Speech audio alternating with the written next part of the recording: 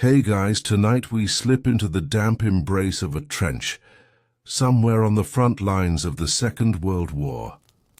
The mud sucks at your boots. The air smells of wet earth mixed with old gunpowder, and overhead the sky holds its breath in a strange, uneasy silence. You already know what's coming. The night raids, the endless patrols, the sharp stabs of panic each time you think you hear movement in the dark. And here's the thing. You probably won't survive this. At least not in one piece. So before you get comfortable, take a moment to like the video and subscribe, but only if you genuinely enjoy what I do here. It keeps me fueled, not by strange little pills, but by the thought that someone out there is joining me for these long midnight wanderings. And hey, tell me in the comments where you're watching from and what time it is right now. I love knowing who else is up while the world tries to sleep. Now, dim the lights, maybe turn on a fan for that soft background hum, and let's ease into tonight's journey together.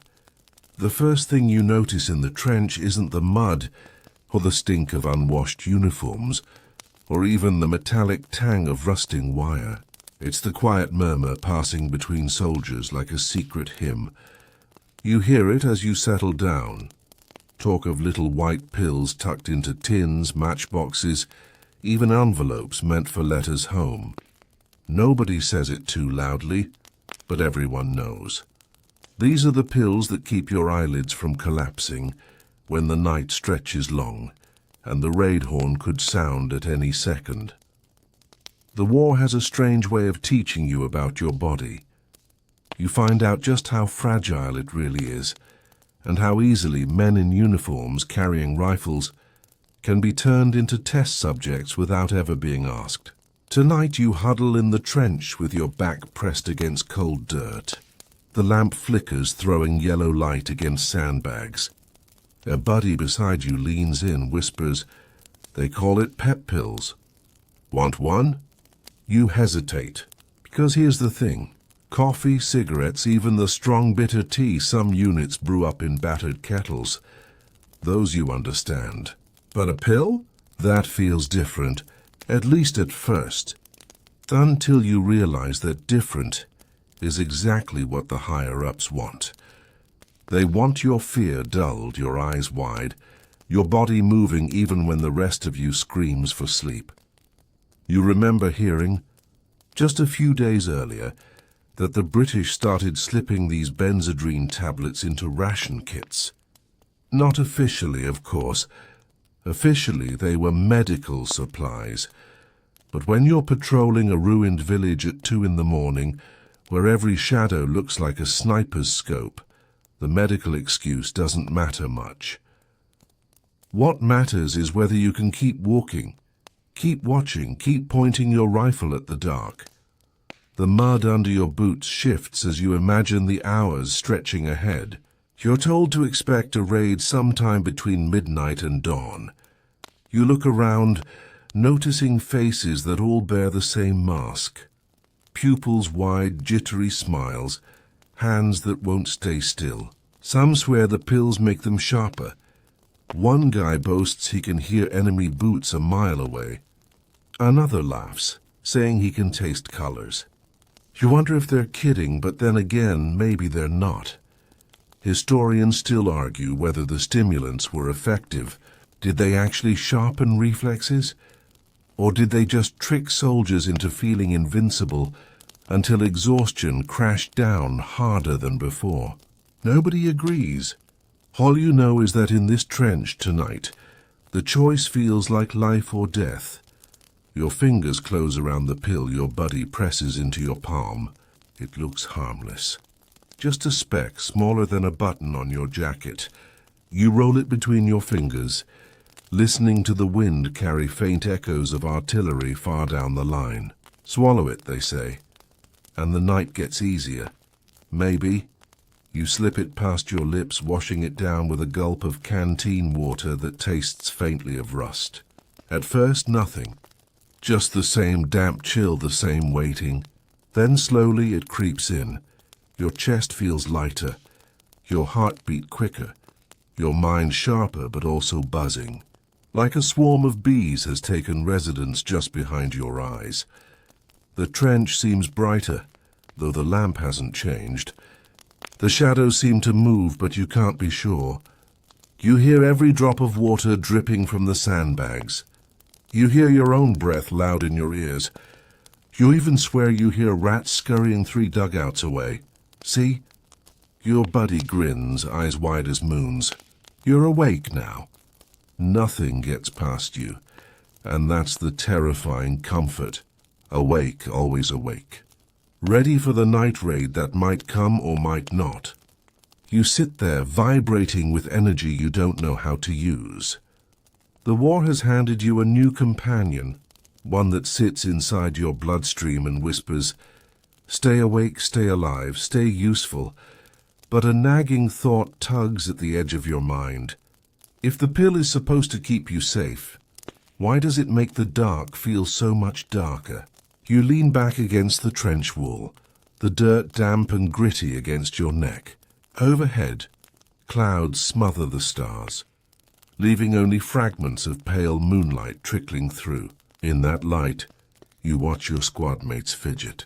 One sharpens his bayonet obsessively, the metal scraping against stone over and over. Another chews gum so hard you worry his teeth might crack. Someone else hums the same tune on repeat, too fast, too loud, his knee bouncing like a jackhammer. This is what the pep pills do. They don't calm you. They wind you up like toys, and once wound, there's no stopping until you snap. You recall reading, or maybe just overhearing, that the Germans had their own version, Pervitin. They called it tank chocolate. Whole divisions marched for days without sleep, fueled by the little methamphetamine tablets their officers handed out like sweets. You can't help but wonder, if they're high and you're high, is this even a war anymore? Or is it 2 armies of men turned into buzzing, sleepless shadows, colliding in the night? The thought makes you laugh quietly, and your buddy shoots you a look. "Don't lose it now," he mutters. Lose it? You can't even tell what it is anymore. Time stretches like elastic. Minutes feel like hours. Hours like minutes. You think back to training camp, when instructors barked that discipline and routine would keep you sane. Nobody mentioned pills. Nobody said the real war was against your own exhaustion. Another drop of water plinks from the sandbags. You count them, 1, 2, 3, and suddenly you can't stop counting. Each drop echoes like a hammer strike. You realize you've been clenching your rifle so hard your knuckles ache. A shadow flickers across the trench entrance. Instantly you're on your feet, rifle raised, pulse exploding in your chest. It's only a rat, a fat one waddling over mud, but in that moment it looked like an enemy soldier about to leap at you. Your squad mates chuckle, but not kindly. They've all been there. Every shadow an enemy, every creak a footstep. You lower your rifle, cheeks burning, but the pill keeps you twitching, restless, certain the next shadow won't be a rat. The hours drag on. Your mind dances between clarity and delirium. You catch yourself thinking in strange loops. If I don't sleep, I'll survive the raid. If I survive the raid, maybe I can sleep. But you never do. A historian might one day sit at a desk, flipping through faded field reports, and write calmly.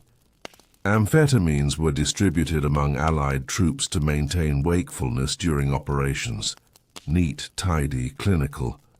What that neat sentence misses is the feeling of being trapped in your own body, jittering awake while the world dissolves into shadows and half-heard whispers. That's the horrifying part. Not just the enemy, not just the shells, not just the night raid waiting out there in the dark. It's the realization that the war doesn't just fight you with bullets. It fights you with sleeplessness, with chemicals, with the quiet question echoing inside your head. How much of this is me and how much is the pill? You don't know. And that uncertainty, more than anything, is what keeps you awake long after the pill has done its work. The pill is still buzzing through your veins when the order comes. March. Not a shout, not even a bark. Just a weary command passed along the trench like a bad rumor. You shoulder your rifle, sling your pack and climb out into the darkness. The air outside is colder than you expected. It bites at your cheeks, sharp enough to sting, but your body doesn't sag under the weight. No, if anything, you feel lighter. You move like you're floating, though each step splashes mud high up your trousers. Around you, a dozen others stumble into line, but their stumble looks different. They're not dragging their feet. They're jerking forward like puppets yanked along invisible strings. You keep moving. That's the rule. In war, nothing is worse than stillness. Stillness makes you a target. Stillness invites sleep, and sleep is dangerous. Sleep means you might miss the enemy creeping close under cover of night. Sleep means the raid happens and you never wake again. So you march. The path winds past a stand of shattered trees, their trunks twisted by shell fire into grotesque shapes. In the moonlight, they look like skeletal arms reaching out, grabbing at you as you pass. You blink hard, trying to clear the illusion, but the drug refuses to let go. Every shadow stretches too far. Every flicker in the corner of your eye turns into something menacing. Somewhere behind you, a soldier laughs too loudly. The sound ricochets off the trees, wild and unsteady. You don't even have to look to know he's deep in the grip of the pill, wired, grinning, untouchable in his own mind. That's the promise, isn't it? No fatigue, no hesitation, no fear. Just motion, endless motion. The ground crunches under your boots, and you realize with a shiver that you can hear every single footstep in the line. A dozen men all pounding the same rhythm into the dirt. It should be reassuring, but instead it sounds mechanical. Like you're not people at all. Just cogs grinding away inside some vast war machine. You remember something a corporal said earlier in the day when the sun was still out and exhaustion hadn't set in. He leaned against a supply crate, cigarette dangling from his lips, and muttered, "These pills will carry you through a night march, but they don't give back what they take." At the time you laughed it off. Now trudging through mud under the whispering trees, you're not so sure. Historians today still debate whether stimulants actually improved soldiers' performance during long marches. Some argue that yes, they kept men alert enough to function. Others claim the effect was mostly illusion, that the soldiers thought they were sharper, but their decision-making was actually impaired. You can't decide who's right. All you know is that your mind feels like it's moving faster than your body, a split second ahead, like watching yourself from a few feet outside your skin. A joke flickers across your mind. If you're going to hallucinate anyway, might as well save the army money and just keep us awake with horror movies. You smirk to yourself, but the thought fades quickly when a gust of wind carries the unmistakable smell of smoke. Not the thin smoke of cigarettes, the thick, acrid kind that clings to ruins. Somewhere out there, beyond the trees, something is burning. You march harder, boots sucking at the ground. The squad leader hisses for silence, as though your footfalls might carry across miles. Every sound becomes magnified in the still night. The rattle of a canteen, the flap of a loose strap, the sudden sharp sneeze of the man behind you. Your nerves jitter with every noise. Your body so wired you swear you can feel the hair growing on your arms. The night stretches on. Hours blur together. One moment you're convinced the path is endless. The next you're sure you've been walking in circles. The pill keeps you awake, but it doesn't keep you sane. Every bush looks like an ambush. Every rock like a helmeted head just beginning to rise. Then it happens. A flare arcs across the sky, white light flooding the landscape. For a heartbeat, the world is as clear as day. You see the mud, the trees, the faces of your squad, every wrinkle and shadow sharpened unnaturally. Your pulse leaps and you raise your rifle without thinking. The light fades as quickly as it came, and suddenly everything feels darker than before. A voice in your head whispers, "Stay sharp. Don't blink. Don't trust the dark." You can't tell if it's your own thought or the pill speaking for you. The march continues relentless. Time no longer feels like hours or minutes. It feels like pulses. Little jolts of adrenaline counting themselves out inside your skull. You realize you haven't spoken in what feels like forever. And when you finally mutter something, a half joke about the mud, it sounds too loud. Like your own voice doesn't belong to you anymore. A soldier to your left replies with a shaky laugh. His teeth are chattering, though not from cold. You can tell. His pupils are wide, his jaw clenched, his hands twitching on the stock of his rifle. You think back to something you overheard once. Stimulants don't give you energy. They just steal it from tomorrow. Looking at him now, you can see tomorrow draining out of his eyes before it even arrives. The ground grows softer as you approach lowland marsh. Every step sinks deeper, sucking at your boots like the earth itself wants to drag you down. But you keep going because stopping feels worse than drowning. Stopping would mean admitting that the pill isn't enough, that your body still remembers how to ache. At some point, the column halts. The silence that follows is deafening. No one dares speak above a whisper. You crouch, rifle braced, scanning the dark. Shapes loom on the horizon. Ruins of a farmhouse, maybe. Its roof caved in like a skull cracked open. Your squad leader signals a pause.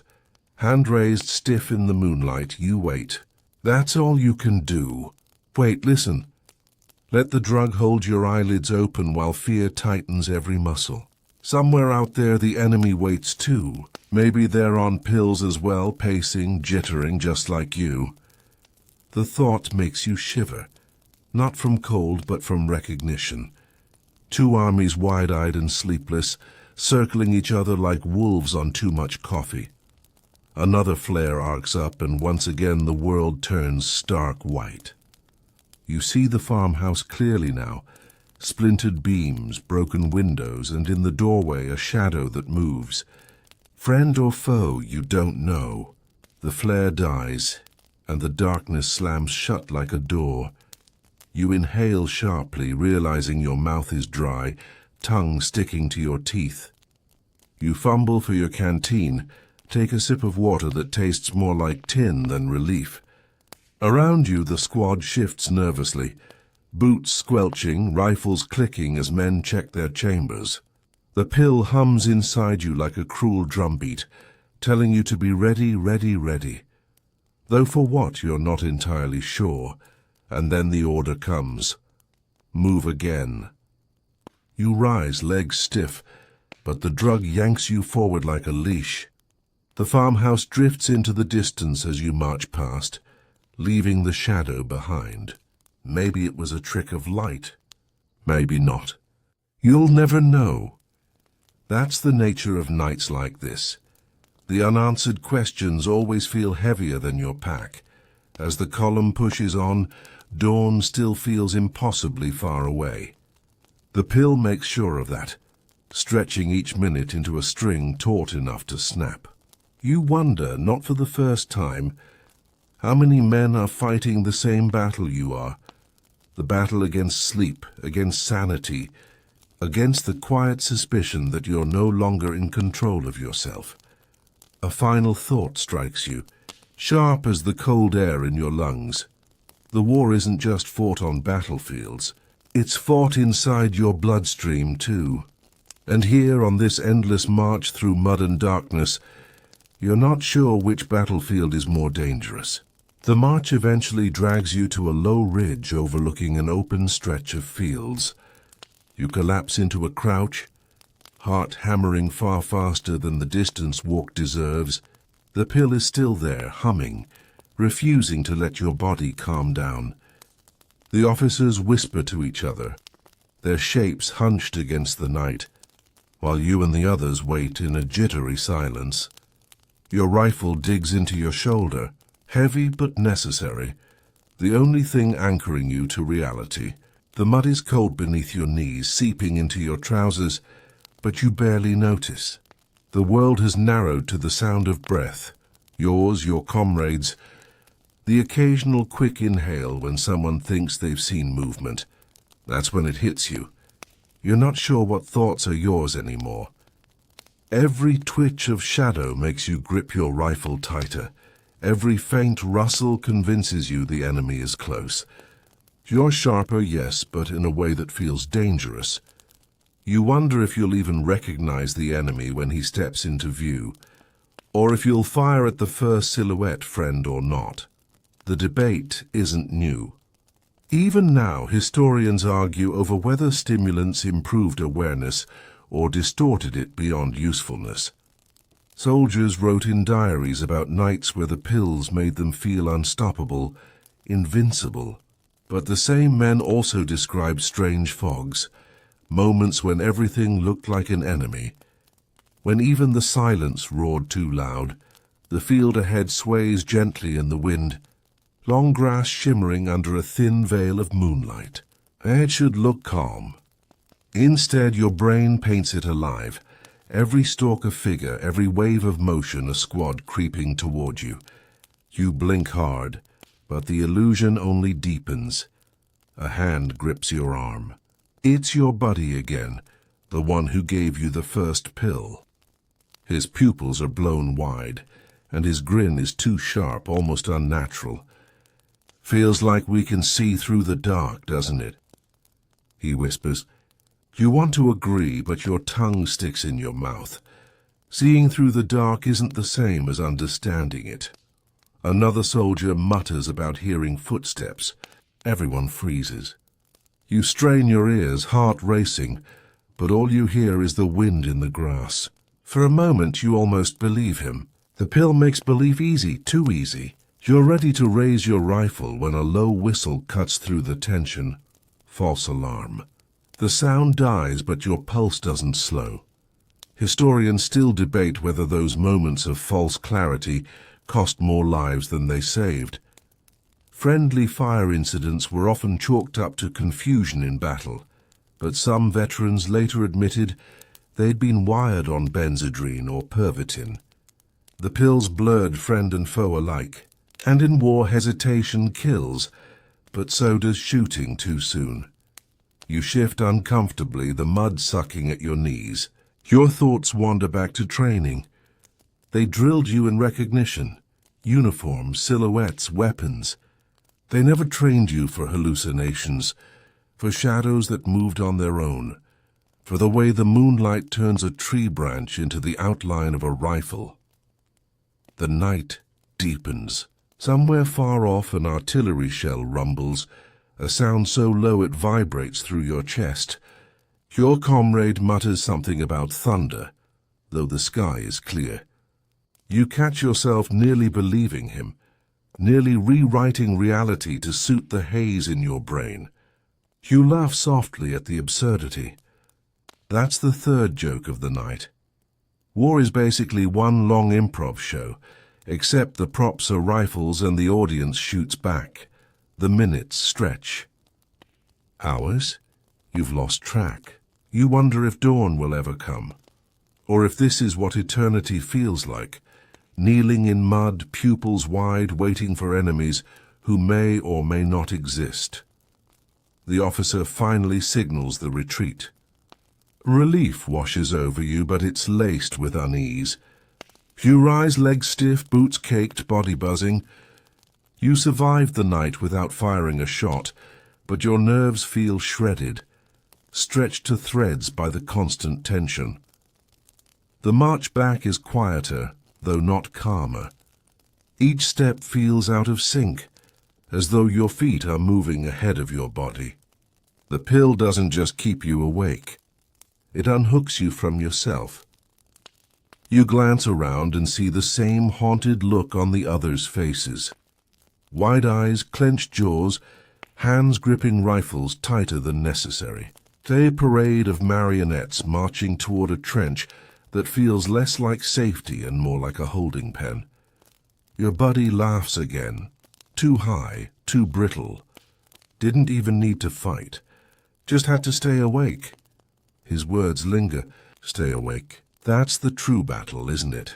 Not the enemy across the field, but the one gnawing inside your skull. You trudge through the mud, the trench lights finally glowing faint in the distance. The pill still hums, but now it feels less like energy and more like static. You're not sure whether you're stronger or just more broken, and the darkest thought of all creeps in as you duck back into the trench. If one pill can blur the line between reality and illusion this much, what will happen when the next night comes and the next pill follows? You don't voice the question. Nobody does. You just sink back into the dugout, pretending the earth walls can keep out not just the enemy's bullets, but the ghosts your own brain has begun to invent. Back in the trench, dawn never feels like relief. The first pale light crawls across the sky, but instead of soothing you, it only sharpens the edges of exhaustion. The pill is still in your system, buzzing and thrumming, but now it feels mismatched, like a drumbeat that doesn't line up with the song. Your body wants to collapse. Your mind insists you can't. You slump against the wall of the dugout, boots heavy with mud, helmet tilted forward. The others look the same, eyes rimmed in red, jaws working nervously, hands twitching for no reason at all. You all pretend to rest, but no one sleeps. That's the cruel joke. The drug holds your eyes open, even as your brain begs for silence. Someone passes around a tin of sardines, the oily smell cutting through the damp air. You take a bite, though the taste is sharp and metallic on your tongue. Food feels strange now, like chewing cardboard. You swallow anyway because eating is something normal men do, and you're desperate to feel normal for even a heartbeat. A private mutters that he swore he saw enemy scouts in the fields last night. Another insists it was nothing, just the wind. They argue, voices rising, until the sergeant shuts them down with a glare. Historians still argue about that same question, whether stimulants made soldiers better observers or just paranoid wrecks. The field reports don't agree. Some list miraculous detection of enemy patrols. Others quietly note incidents of entire squads firing into shadows. You rub your temples, trying to chase away the buzzing in your skull. Sleep would help, but sleep is far away. And besides, you know what happens when you crash. Your body turns to lead. Your mood sinks into the mud, and even lifting your rifle feels impossible. No commander wants that. Better a jittering, half-mad soldier than a sleeping one. The trench itself doesn't help. The walls drip with condensation, the floor churns with muck, and every surface smells faintly of mildew. You sit on a sandbag, watching a rat dart across the dugout floor. It pauses, stares at you with shiny black eyes, and scurries into the shadows. For a moment you envy it. Rats don't need pep pills. Rats don't march until their brains hum like broken radios. One of the corporals pulls out a cigarette, lights it with shaking hands. The glow illuminates his face, gaunt and pale. Another night like that, he mutters, and we'll all be ghosts before the enemy gets us. You laugh because what else can you do? Gallows humor is the only currency left. Someone else chimes in, saying maybe ghosts don't need rations, which would save the supply line some trouble. The group chuckles softly, though the laughter doesn't reach anyone's eyes. The morning briefing comes, as it always does. Officers talk about strategy, about enemy movement, about holding positions. None of them mention the pills. Officially, they don't exist. Officially, you're all just well-trained, disciplined men running on grit and determination. But you know better. You can feel it buzzing under your skin, taste it in your dry mouth, hear it in the restless shuffle of your comrades who can't stop moving even when standing still. You try again to rest, helmet tipped low, chin on your chest. The noise of the trench fills your ears. Boots stomping, mess tins clanging, someone coughing into a sleeve. All of it blends together into a restless symphony, impossible to ignore. You close your eyes anyway, and for a few seconds the darkness holds you. But then a shout comes from above. A bird startled from the wire, wings flapping like gunfire. Your eyes snap open instantly. That's the pill's grip. Sleep never really comes. You realize with a shiver that the drug doesn't just keep you awake. It makes your nerves patrol your surroundings for you, like having an overzealous guard living inside your skin. You glance at your watch. The hands crawl toward noon, though it feels like the night never really ended. The sun peeks through scattered clouds, casting harsh light across the trench. Instead of comfort, the brightness feels intrusive, almost cruel. Your pupils shrink reluctantly, and you wince at the glare. Someone tries to pass the time by humming a tune. It's a simple melody, one that might have been cheerful back home. Here under the drug's grip it feels sharp, grating, relentless. Another soldier snaps at him to stop. Tempers flare easily now, everyone strung tight as barbed wire. Historians sometimes point out that war isn't only fought with weapons, but also with routines. Keeping men awake, keeping them busy, keeping them from collapsing. That was as much part of strategy as moving tanks or artillery. Whether stimulants actually worked or not, they gave the illusion of control. And in war, illusion often mattered as much as truth. You catch yourself staring at your hands. They won't stop moving, fingers tapping against your rifle, knuckles flexing. You try to still them, but the jitter creeps back seconds later. It's like your body no longer listens to you. It listens only to the pill. Someone mutters that there's talk of another march tonight. A groan ripples through the squad. You don't say anything, but dread coils in your stomach. Another march means another pill, and another pill means another night of buzzing shadows and twitching nerves. The cycle feels endless, like a wheel turning faster each day. The afternoon drags like wet cloth. You scrape mud from your boots, rewrap your puttees, count your rounds. Every action is mechanical, something to keep your hands busy so your mind doesn't unravel. You overhear snippets of conversation, rumors about German troops on Pervitin chocolate, whispers of entire platoons fighting for 3 days straight without sleep. You wonder if it's true, or if it's just another soldier's tale passed down the line to make your own misery feel less unique. At one point, a medic strolls through the trench, checking men for injuries. He doesn't ask about the pills. He doesn't need to. He can see it in your eyes. Still, he says nothing. Official silence. The war runs on it. By late afternoon, the trench quiets.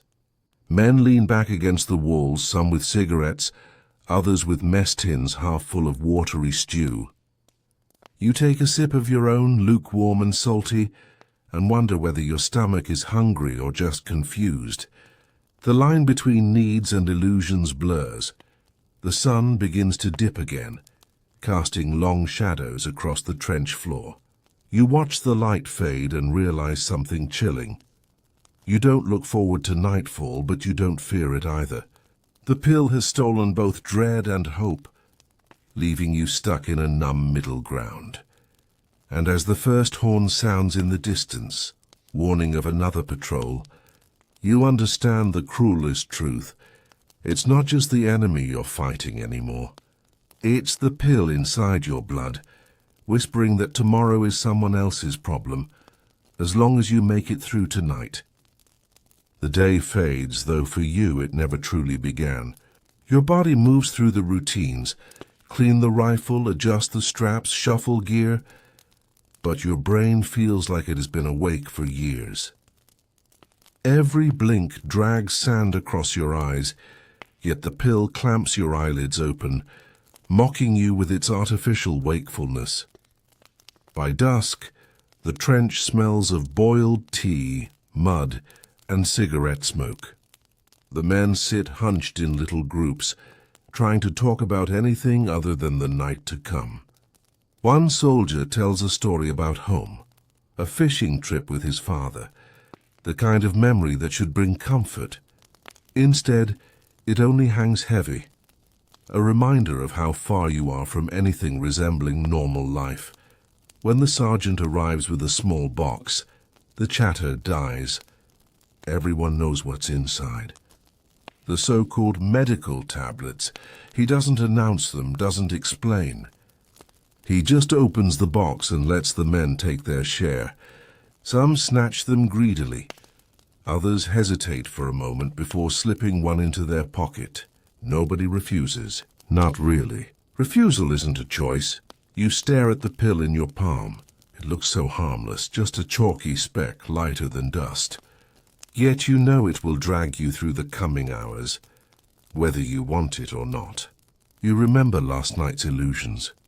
The trees that looked like skeletal arms, the grass that turned into advancing soldiers, the rat you nearly shot. You should throw it away. You should. Instead, you tip your head back and swallow. The bitter taste lingers on your tongue as you shoulder your rifle once again. The night begins with another march. The moon hides behind clouds, leaving the world a blur of grays and shadows. Your boots splash in mud, the column moving forward with grim determination. This time the pill kicks in faster, like your body already knows the rhythm. The buzzing comes back steady and relentless. You feel alert, too alert. Every rustle in the grass makes your pulse spike. Every creak of leather sounds like an ambush. You glance at your comrades and see the same jittery energy in their faces. Wide eyes, twitching hands, grins that look more like grimaces. A soldier whispers a joke, something about how the army could save money by cutting out food altogether and feeding you nothing but pills and cigarettes. You laugh, because laughter is easier than thinking. The sound carries oddly in the night, too sharp, too brittle. Even your humor feels wired. Historians still debate whether the drugs helped in these moments. Official records show units covering incredible distances without rest, raids carried out with uncanny speed. But diaries tell another story, of men so wound up they couldn't distinguish a cow in a field from an enemy patrol. Some even wrote about shooting at their own shadows. You wonder which side of that history you're walking tonight. Hours pass. The squad stops near the ruins of a farmhouse. The roof caved in, walls jagged against the skyline. The sergeant signals for silence, crouching low. You mimic him, your knees sinking into cold mud. The world narrows again. Your breath, your heartbeat, the faint rustle of your comrades shifting. You scan the horizon, eyes aching from strain. You want to blink but don't dare. The pill makes you feel like blinking might cost you everything. A shape moves in the distance. Your pulse explodes. You grip your rifle, finger brushing the trigger. The shape sways, flickers, then resolves into nothing but a tree branch bent by the wind. You exhale, shaky. Another illusion. Your buddy grins beside you, teeth flashing in the dark. "See, nothing gets past us," he whispers. You nod, though inside you're not sure. Did you see clearly? Or did the pill convince you to see something that wasn't there at all? The hours stretch like wire pulled too tight. You begin to feel both unstoppable and unreal, as if your body is moving forward while your mind floats a few steps behind. You think about how strange it is, this dependence on chemicals. The ancients had rituals, prayers, maybe strong drink. You have this, A tiny tablet that rewires your nerves and tells you to keep going. The sergeant finally gives the signal to move again. You rise, legs trembling but responsive, and march on through the night. The farmhouse fades behind you. The shadows shift. The buzzing in your blood grows louder. Your stomach churns, though not from hunger. It's a hollow ache, a reminder that your body has its own rhythm, one you're ignoring. You imagine your heart beating like a tired drummer forced to play too fast. What happens when the drum skin splits? You think of the Germans. Stories about perverting chocolate passed around like ghost tales. Whole companies storming through Poland and France without stopping, powered by meth disguised as sweets. You imagine them now on the other side of the lines, wide-eyed and sleepless just like you. The thought should frighten you. Instead, it feels almost absurd. Two armies competing in a contest of who can stay awake longest without unraveling completely. The column pauses again near a hedgerow. The wind rustles the branches, whispering like voices. You know it's just the breeze, but the pill makes you hear words, fragmented, meaningless. You shake your head, trying to clear the static. Your buddy notices, leans close, and mutters, "Don't fight it. Just let it carry you." His voice sounds too calm, too certain, as if he's surrendered something you're still clinging to. You nod, but don't answer. Deep down, you don't want to let go. You want to stay yourself, not become just another soldier running on borrowed energy. Yet as the hours creep toward midnight, you realize the line between you and the pill is already blurred, and as you trudge forward once more, the thought that circles endlessly in your skull is this: the war isn't just chewing up bodies, it's rewriting minds. And if a chalky tablet can make you march all night, what else can it make you do? By the time you stumble back into the trench, dawn has already painted the horizon in sickly gray. The pill has worn into a strange plateau. Your body isn't quite exhausted, but it isn't awake either. It feels like floating in limbo, somewhere between collapsing and sprinting. You drop your rifle against the sandbag wall and sit, staring at your trembling hands. They won't stop. The pill is gone, yet it leaves behind an echo, like footsteps in an empty hallway. Around you, the others look no better. Their eyes are glassy, their movements jerky, their laughter a little too loud, like wind-up toys on the last crank. Breakfast arrives. Lukewarm porridge in dented tins, a splash of tea. You force yourself to eat, though the taste barely registers. Your mouth is dry, your stomach twisted, but you shovel it down anyway because food means routine, and routine means survival. Someone passes a cigarette, and you take it just for something to hold. The smoke burns your throat, but the act feels grounding. You think, absurdly, that maybe you could live on nothing but cigarettes and tablets, though you're not sure if that counts as living at all. As the sun rises higher, conversation drifts to the Germans. You've all heard the rumors. Pervitin, they call it. Chocolate laced with methamphetamine, handed out to tank crews and infantry alike. One soldier swears he saw German units march for 3 days straight without rest, eyes wide and movements mechanical. Another insists it's exaggeration, that no one can stay awake that long without breaking. Historians today still argue the point. Some say the stimulant-fueled blitzkrieg really was made possible by Pervitin, whole divisions surging forward faster than anyone expected. Others claim the drugs were more psychological than physical, that the confidence they gave was more important than the stamina. You can't decide. All you know is that if the enemy is swallowing their own pills, then the battlefield isn't just mud and wire. It's chemical, too. Your buddy chuckles darkly. Guess it's not us versus them anymore. It's Benzedrine versus Pervitin. The men laugh, though uneasily, because deep down the joke feels too close to the truth. The hours crawl by. You try to rest in a dugout, helmet tipped over your eyes, but the buzzing in your skull won't let you. Even without the pill, your body has forgotten how to shut down.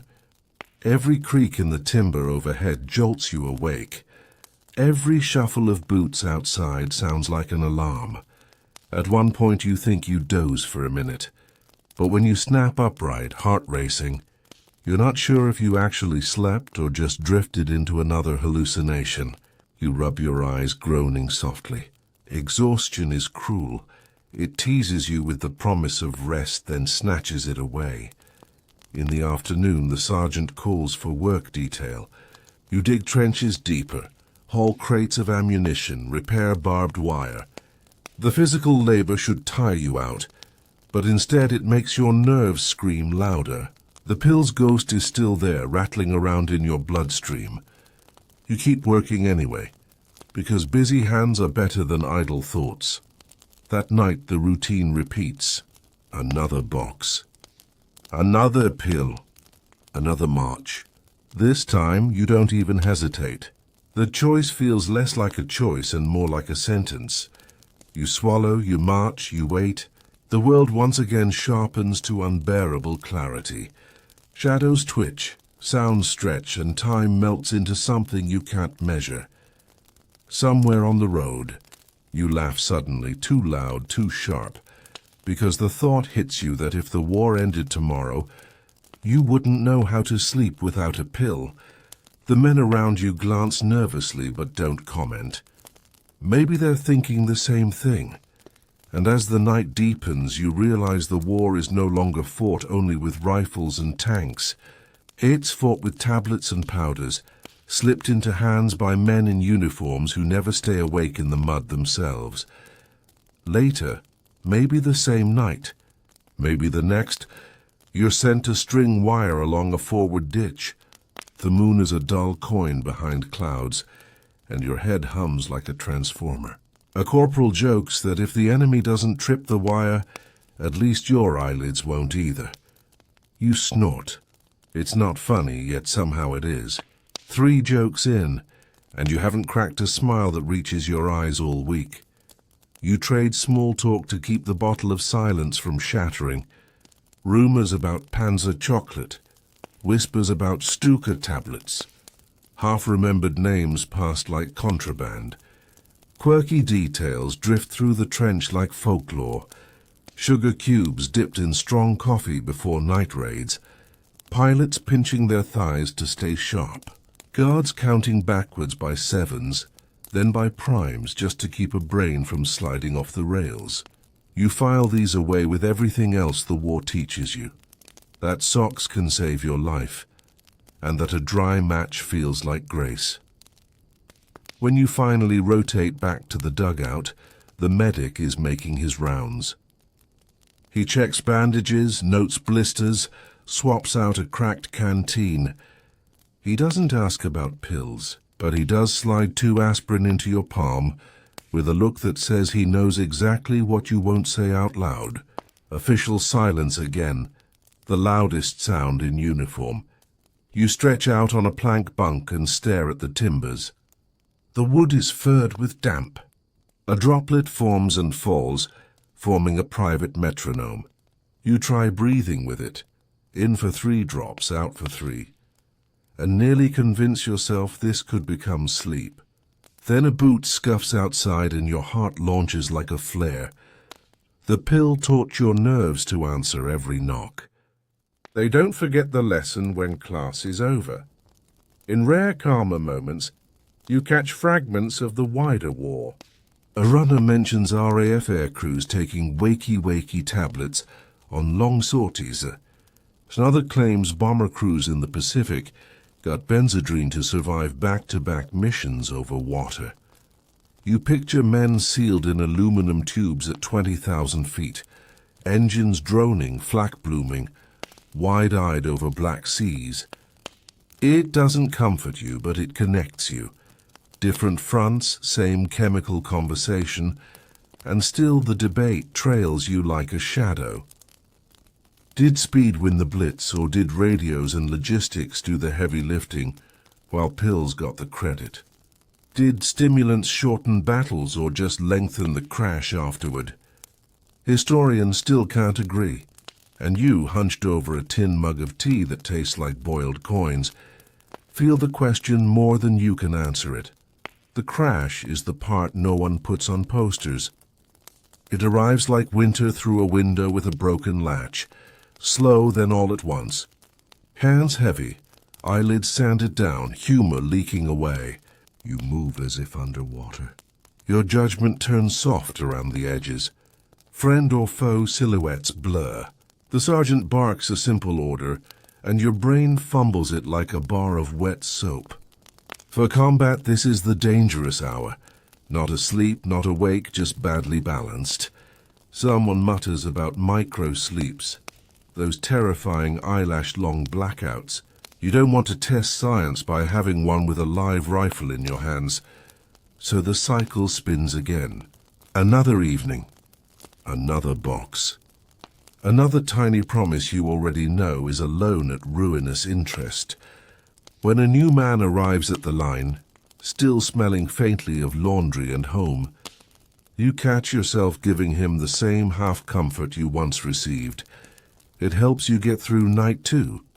You don't mention nights 3 and 4. You don't mention how the dark starts learning your name. To cope, you layer rituals onto the chemical scaffolding. 2 sips of tea, 3 deep breaths, 1 quiet joke whispered to yourself. You straighten your kit just so. You tap the magazine twice, not once. These little superstitions are your sandbags against a flood you can't see. If you can't choose whether your nerves ring like struck wire, you can at least choose the rhythm, and on a quiet dusk, when the sky bruises purple and the first bat scribbles across the trench, a letter from home finds you. It says the dog is fatter, the garden stubborn, the neighbor's boy learning to whistle. You fold it carefully, feel a human warmth the pill can't counterfeit, and think, if anything is going to keep you alive tonight, maybe it's this, some stubborn memory the chemical can't dissolve. You stand when the horn sounds. Your legs obey. Your hands still tremble, but they find the sling, the safety, the familiar weight. You crack one last joke. If I start talking too fast, just tell me my subscription to sleep expired. And a couple of men actually smile. Small victories count. In this war within a war, you tally them like rations. And as you step into the dim, the debate, the folklore, the rituals, the tremor, the ghost of the crash, all of it walks beside you. The enemy may be out there in the hedgerow or across a river, or above in a cockpit. Another enemy is in your bloodstream, tidy and chalk white, promising you one more hour of being the soldier they need and leaving you to pay for it in the morning. You go anyway, because tonight still needs to be survived. The pill hums louder this time, as though your body has given up pretending it's unusual. You pop it into your mouth without thinking, swallow and feel the bitter chalk stick to your tongue. By now it's ritual, as routine as slinging your rifle or lacing your boots. The strangeness is gone. What was once hesitation is now habit. Night clamps down like a lid over the landscape. You crouch in the foxhole, knees pressed to your chest, rifle braced across your lap. The ground is damp, the air metallic. Every few seconds you shift, as though staying still might let the darkness creep closer. The pill works fast. Soon your senses stretch unnaturally wide.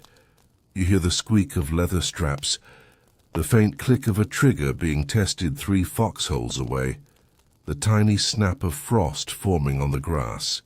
The world is a radio dial turned too high, picking up every frequency at once.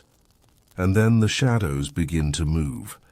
At first it's subtle, the flicker of branches swaying where no wind blows, a silhouette rising out of the ground only to dissolve when you blink. Your pulse thrums against your throat. You whisper to yourself, just the pill, just the pill. But the whisper doesn't calm you. If anything, it convinces you the pill has a voice of its own.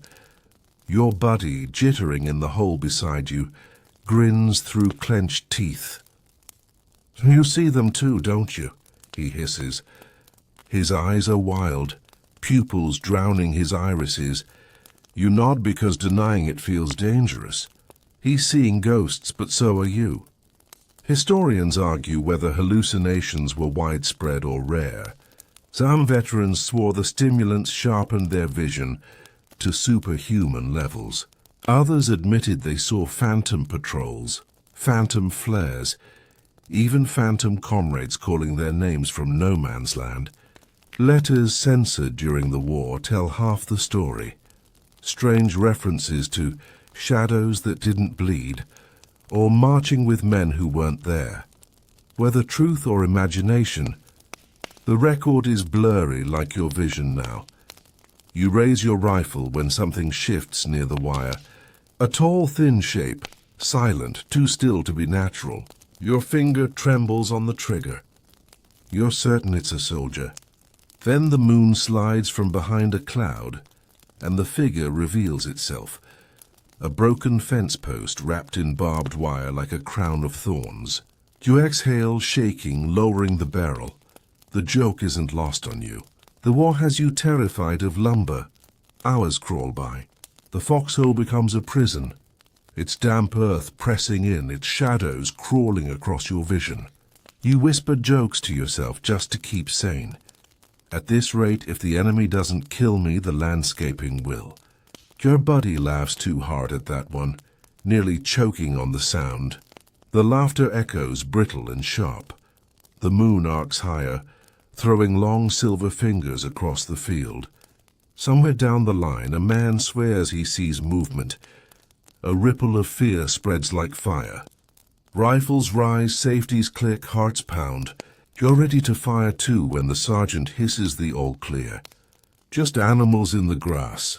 Everyone exhales, though no one lowers their weapon. This is the cruelest part. The pill keeps you sharp, but it makes the world too sharp. Every twitch of grass becomes an ambush.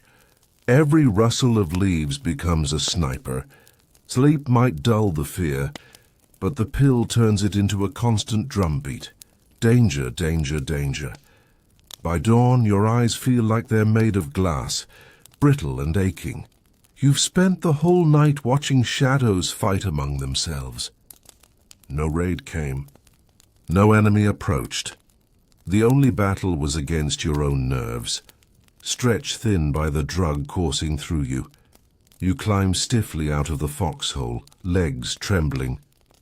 The others look the same. Faces hollow, eyes bloodshot, jaws working like they're chewing invisible food. One soldier mutters that he saw his mother sitting on the trench wall smiling at him. Another says he heard church bells ringing from the empty fields.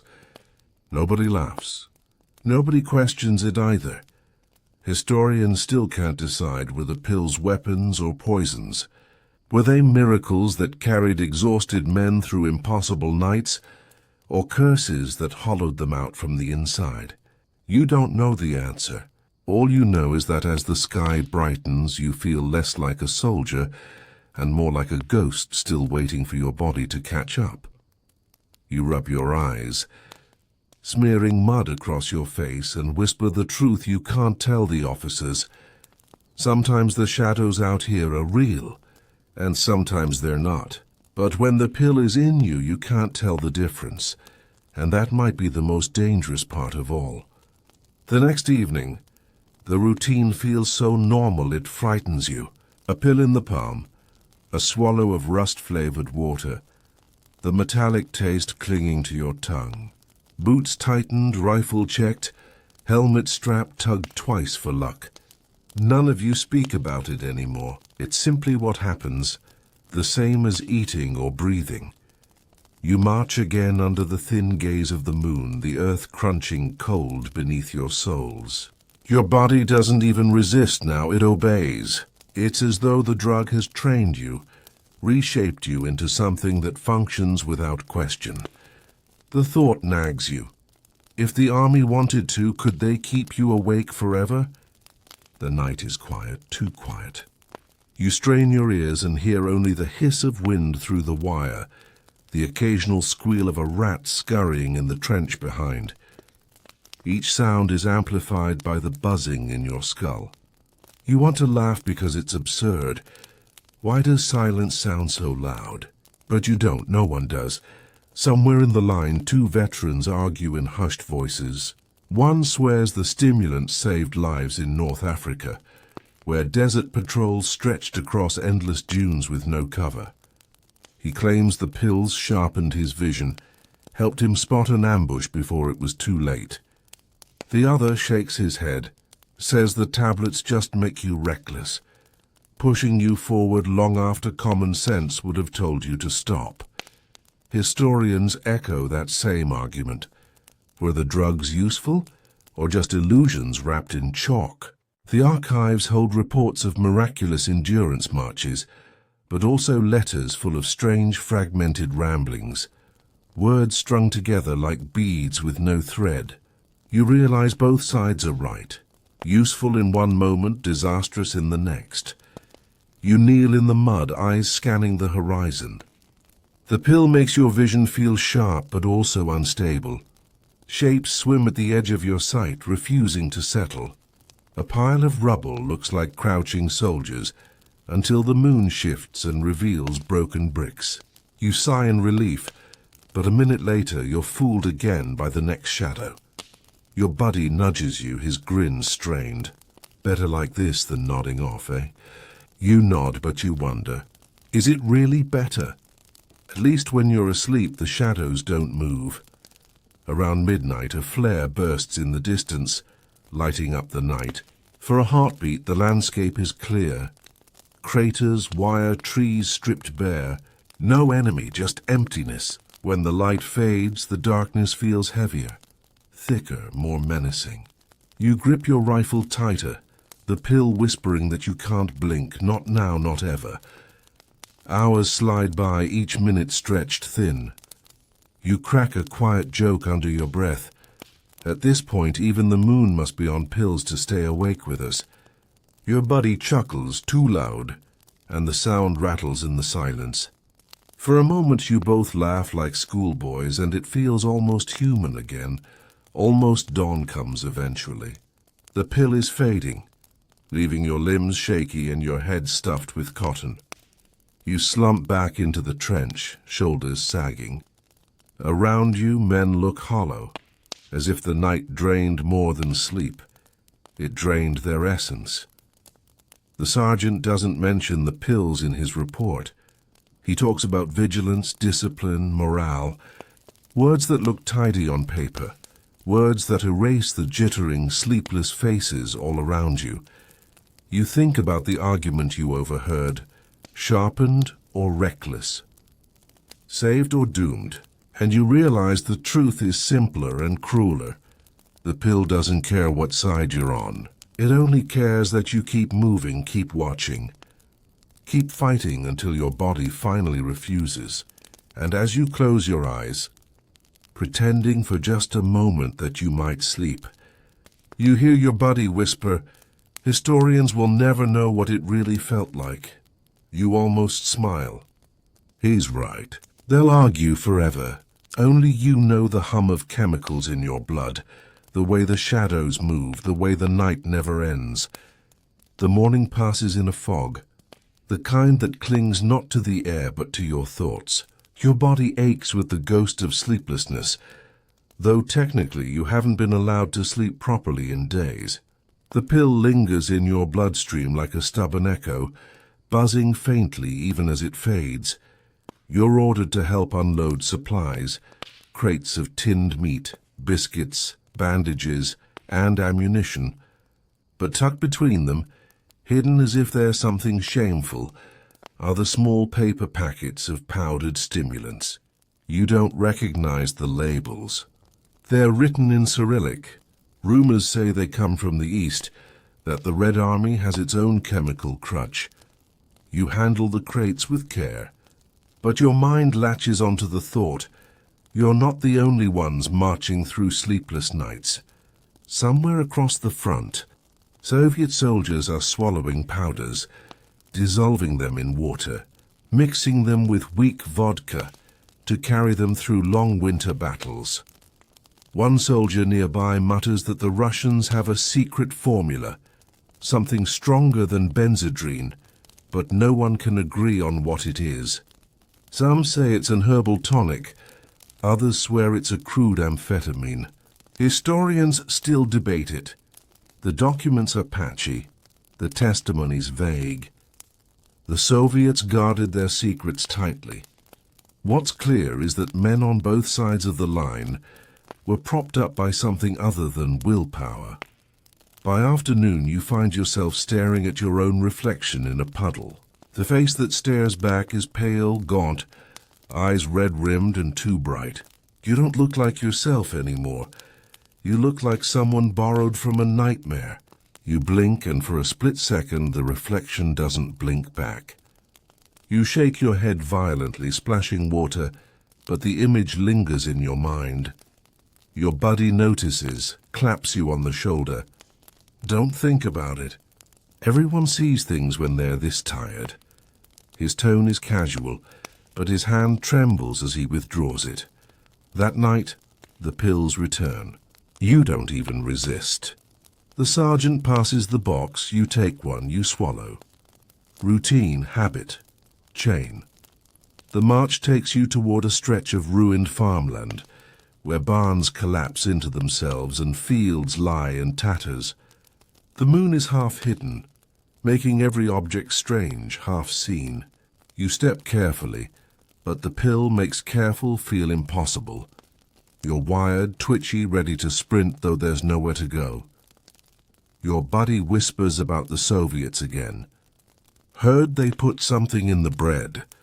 Makes you forget you're tired. Maybe that's why they keep pushing back even in the snow. You don't know if it's true. It doesn't matter. What matters is that it feels believable, because you know what chemicals can do. Around midnight you take position in a shallow ditch, mud seeping through your trousers. The night is painfully silent. Every few minutes you imagine you hear singing, a faint chorus, distant and haunting. You strain to listen, but it always fades before you can be sure. Later you'll wonder if it was real. Soldiers on both sides sometimes sang to break the silence, voices drifting across no man's land. Or maybe it was nothing but your brain inventing ghosts again. Historians still argue whether soldiers' accounts of phantom sounds were hallucinations, or genuine moments of eerie connection across the front. You'll never know. The hours drag and the pill keeps you pinned awake. You stare into the darkness, half convinced the earth itself is breathing, rising and falling in rhythm with your chest. The ditch feels alive, the mud shifting under you like muscles. You grip your rifle tighter, teeth clenched. At dawn, when the order comes to stand down, you realize you've made it through another night without closing your eyes. But victory doesn't feel like victory. It feels like being hollowed out. You march back to the trench, thinking of the Soviets somewhere out there, wired on powders, staring into the same shadows, haunted by the same illusions, and you wonder if the war is less about nations and more about chemicals, each side dosing its soldiers just enough to survive another day, in a world that no longer feels real. By midweek, you can feel the two wars you're fighting pulling at you from opposite sleeves. One is the obvious one, mud wire, helmets, the usual.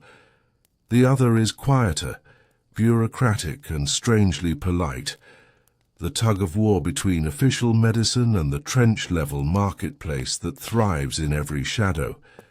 You can almost hear them argue inside your dugout, a clipboard voice saying dosage as directed, and a whispering chorus answering, or, we can trade for 2 cigarettes and a tin of sardines. You first notice it at the aid post. The medic's table is laid out with bandages, iodine, aspirin, and a small nondescript box that no one mentions aloud. If you ask for it directly, the corpsman shrugs as if you requested more socks. If you don't ask, he gives you a look that translates to, "You sure you want to meet the night with just tea?" Officially, nothing is issued for alertness. Unofficially, you can hear the tablets rattling in their paper jackets every time he moves the box. Down in the trench, though, commerce sings its own tune. The black market economy is simple, elastic, and inventive. One man trades half a roll of bandage for a tablet. Another swaps 2 cigarettes. A third offers to shine boots for a week. Somewhere a can of peaches that's older than the war itself is ceremoniously opened and divvied up like communion in exchange for 3 pills. You learn fast that value is measured not in money, but in sleepless hours. There's theater to it. A private palms you a tablet with the practiced misdirection of a street magician, covering the exchange with a complaint about mud depth and boot grease. Another stashes his extras in a cleaned-out sardine tin. Remember that little fish tin from the dawn that tasted of rust and stubbornness? Now it rattles like a maraca. The sergeant makes the required noises about discipline, then looks away a split second too long, which is its own kind of permission. Mainstream fact floats through the talk like a label on a bottle. Yes, Allied forces did use benzodrine during long operations. Pilots, commandos, infantry on night raids. You've heard the RAF slang for them, wakey-wakey tablets, the way bomber crews slipped them for back-to-back sorties over black water. You've even met an American who swears he saw benzodrine inhalers back home in a drugstore, back before the war, sold over the counter like minty magic. The quirky bit. Some soldiers claim they cracked those little inhalers open to scrape the stimulant from inside. Others say a clever medic mixed a tonic from the contents and strong tea, a bitter brew that could stand on its own 2 legs. The whisper system hums most loudly at twilight. A runner pads along the fire step, not quite looking anyone in the eye. Medical supplies are tight. Spread it thin. The signal words are vague on purpose. Spread what thin? Bandages? Hope? Everyone understands anyway. Later, a corporal calculates doses on the back of a ration card, tapping the pencil like a metronome.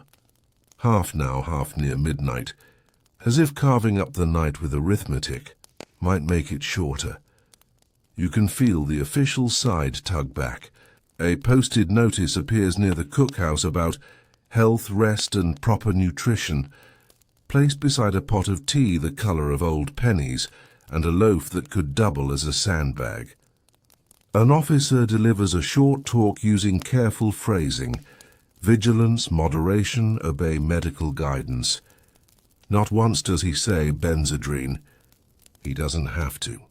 The men hold very still, the way you do when a doctor presses a stethoscope to your chest. The moment the speech ends, someone quietly coughs the password of the trenches. Tea? And the market resumes its whisper. You keep telling yourself you'll stop. Tonight, maybe you'll try it without the chalky loan your body must repay with interest. But then the orders come. Wire patrol at Aero 100, listening post rotation at Aero 300, and your courage shrinks to the size of a match head. You take the tablet because a match is no good without dry kindling, and your reserves are soaked through. Joke one slips out while you roll the pill in your fingers. If headquarters really wanted us well rested, they should have issued us mattresses with bayonets. We'd stay awake just to avoid rolling over. Your buddy barks a laugh, then immediately apologizes to the dark, as if noise has teeth. You notice curious rituals sprouting like mushrooms. One man only takes a tablet after stirring his tea clockwise 6 times, never 7. Another waits for the second star to appear, then swallows and taps his helmet brim twice. Someone else swears that placing a tablet under the tongue and counting prime numbers prevents the jitters. None of it is in any handbook. All of it is law down here. You follow your own routine. 2 sips of tea, a quiet breath, the pill, a hand on the rifle as if sealing a pact. Little liturgies built to domesticate something undomestic. Scholarly debate trails you like your shadow on a flare-lit night. Did stimulants actually improve performance, or did they hand soldiers the feeling of sharpness while stealing fine judgment and the ability to hit the brake? Historians trade footnotes like you trade cigarettes. Some point to after-action reports of swift marches and successful infiltrations. Others note the spike in jumpy trigger fingers and nervous indiscretions that no one catalogued too closely. One medical report you once saw, left out on a table, pages curled from damp, used a phrase that lodged under your skin: functional wakefulness with attenuated discernment. You translate it into trench. You can keep moving, but your mind's shock absorbers are worn thin. The balancing act looks practical from up high and personal from down here. Up high, rationing, paperwork, medical oversight, invisible lines meant to keep chemistry from running the regiment. Down here, a private who cannot keep his eyes open without help. A sentry who already drifted once and nearly paid for it with more than a reprimand. A patrol you've been told must reach a culvert and return before first light. In that arithmetic, tablets feel less like vice and more like rope tossed to a man in a fast river. Rope can burn the hands. It also keeps you from going under. Still, the costs keep presenting their bill. Near noon, after a long night of foxhole stairs, you crash so hard your bones feel upholstered. The world dulls at the edges. Your temper frays like old twine. A tin clatters off a shelf and you jump as if hit. The medic calls this battle fatigue. Your buddy calls it the morning after the night you borrowed. You call it silent dread. Joke 2. If tomorrow sends a debt collector, tell him I'm out building more trenches. The market ebbs and floods with rumor. Word spreads that military police are sniffing around for illicit trades. For a day the trench goes prim. No one barters. Everyone sips tea with the primness of an aunt at Sunday lunch. By evening, a new circuit has already formed. A boot repair chit swapped for a half-tablet, a spare mess tin loaned for 1 hole, an IOU scrawled on a playing card, and tucked behind a photo from home. The economy isn't naughty so much as inevitable. Nature abhors a vacuum. Soldiers abhor a sleepless raid. Quirky detail drifts in with a mail sack. A clipping about civilian athletes back home experimenting with pick-me-ups. An earnest column warning about frayed nerves and poor sportsmanship. You fold it, tuck it behind your letter about the neighbor's boy learning to whistle and think, if only they knew how loudly the war whistles at 0300. That night, you try the balancing act yourself. The box at the aid post is light.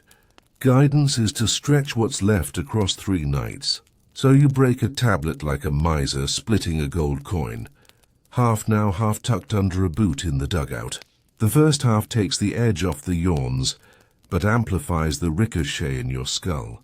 The second half, later, promises to carry you over the worst of the witching hours. You wish you didn't have to be your own pharmacist.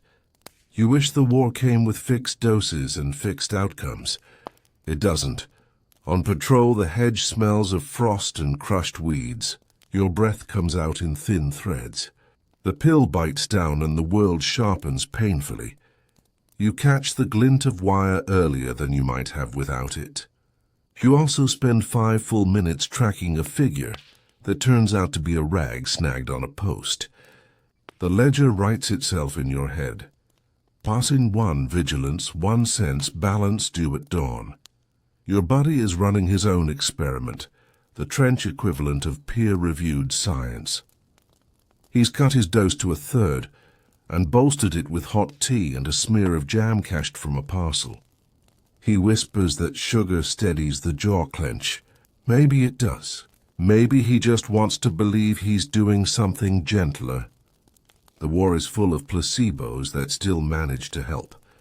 You return before first light, feet wooden, mouth sand dry, and the dugout smells exactly as a dugout always smells.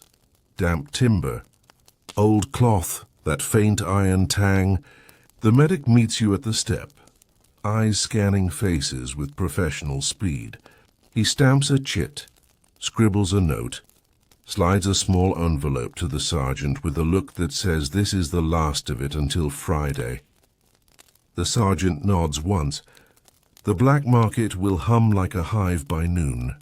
Joke 3 lands without ceremony as you peel your sock away from your heel. We've invented perpetual motion. Unfortunately, it only powers worry.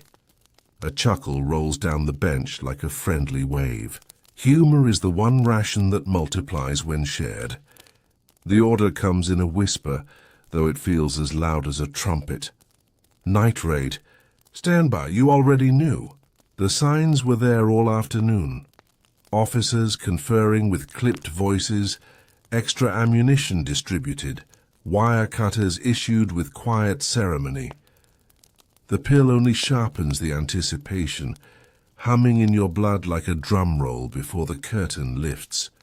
You crouch at the trench lip, knees pressed into the damp earth, rifle slung and bayonet fixed. The world is black and silver, the moon sliding in and out of clouds as if it too wants to watch what happens next. Your buddy nudges you, teeth flashing in a grin that's too sharp to be natural. Time to see if these things make us brave, he whispers. His voice cracks on the word brave. Then you're moving.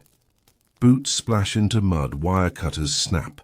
Bodies bend low and slip through gaps like shadows. The pill floods your system with a strange cocktail, exhilaration mixed with terror. Clarity blurred by jitter. Your heart beats so fast it feels detached, like a separate drum strapped to your chest. The night swallows you whole. You advance across no man's land, the ground uneven, cratered from old shells. Each step feels too loud, each breath a warning flare. Yet you move faster than you thought possible, legs pumping, arms steady. The pill tells you that nothing can slow you down. That fear is a luxury you've misplaced. Historians argue about moments like this, whether stimulants made soldiers reckless, stripping away hesitation, or whether they lent just enough steel to push men through impossible odds. Letters from veterans describe both. Men charging boldly through gunfire, men making stupid, fatal mistakes because they thought themselves invincible. Which one are you?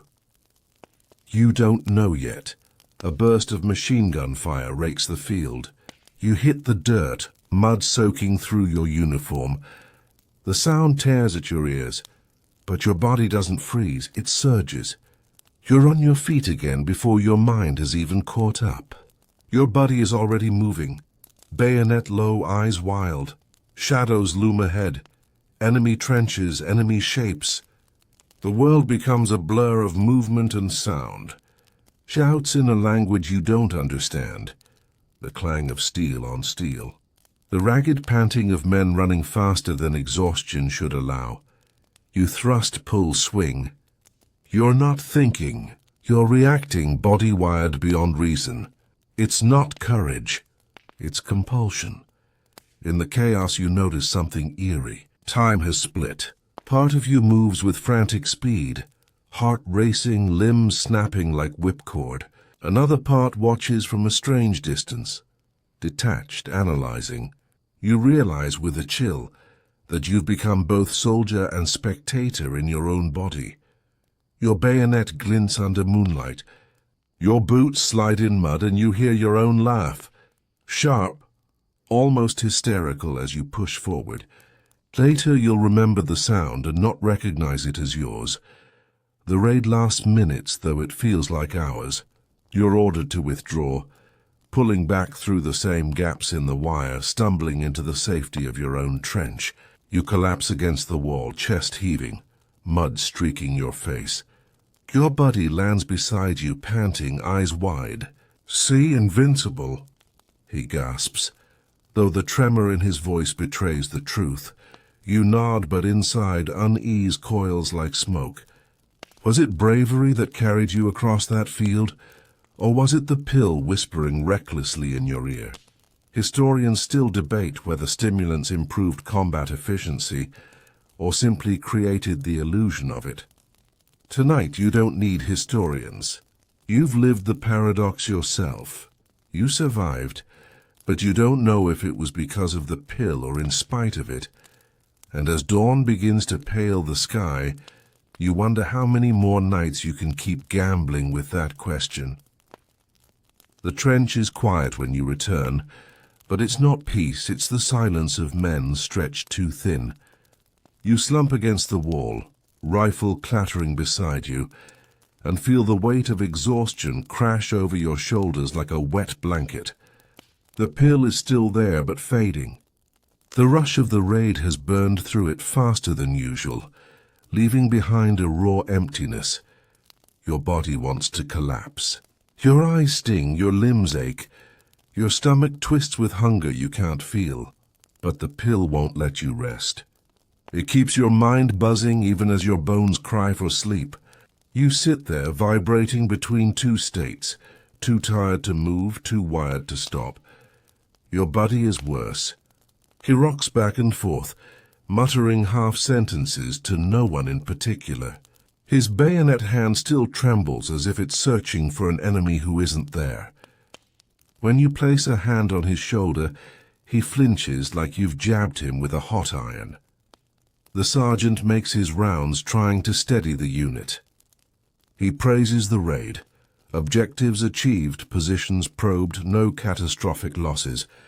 His words are neat, clipped, designed for the report he'll send up the chain.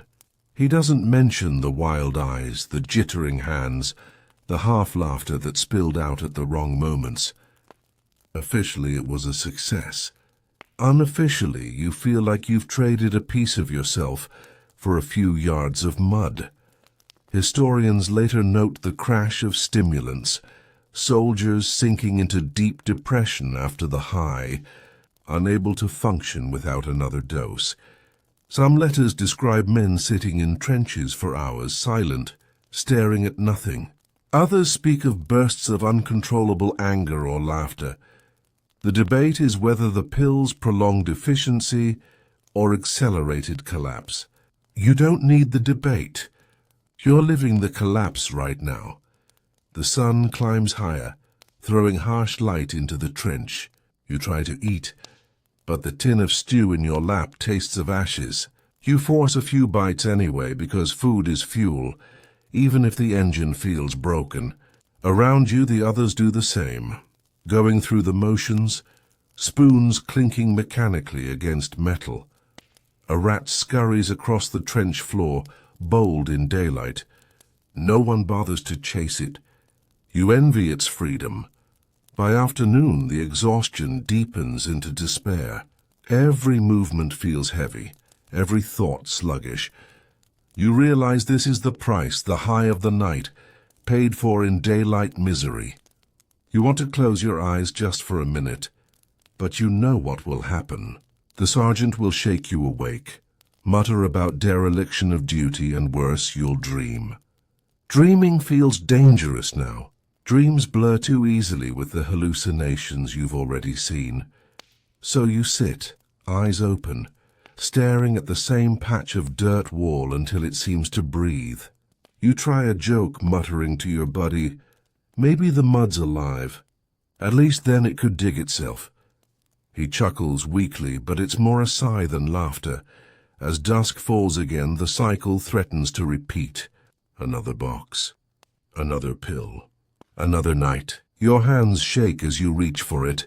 You hesitate for a heartbeat. What if you refuse just once? But then the memory of the raid slams back. The speed, the clarity, the way you moved without hesitation. Would you survive without it? Or would your body fold before the enemy even raised their rifles? You take the pill. You swallow. The bitter chalk coats your throat. The cycle continues, and as the night begins to stir again, you realize the cruelest truth. The pill doesn't just keep you awake. It keeps the war awake. Without it, maybe men would sleep, maybe battles would pause, maybe silence would stretch long enough for peace to sneak in. But the pill whispers otherwise. March, fight, raid, repeat. The crash at dawn isn't an accident. It's the war's design, and you are trapped inside it. The whispers start small, as they always do. A few men at the back of the trench, voices low, glances sharp. You catch words like captain, pills, can't stop. At first you think it's just more rumor, the kind that fills the silence when there's nothing else to say. But by midday the talk spreads. Carried like smoke along the dugouts, some officers are hooked. You don't want to believe it. Officers are supposed to be different, the steady ones, the anchors in the storm. Yet when you watch closely, you start to notice. The captain's hands twitch as he reads his map, eyes darting faster than necessary. The lieutenant snaps at men for imagined slights, then apologizes 2 minutes later with a shaky smile. The sergeant who once told you to pace yourself now chews his lip raw, pupils blown wide. It makes a terrible kind of sense.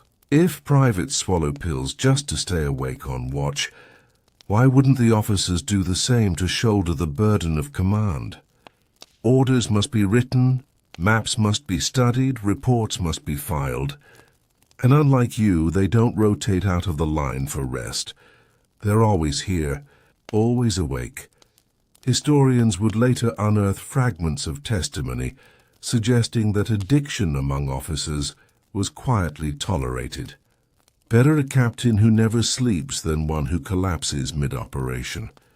But those same documents hint at judgment faltering, tempers fraying, even strategies warped by sleepless hallucinations. Did the drugs win battles or lose them? The debate lingers.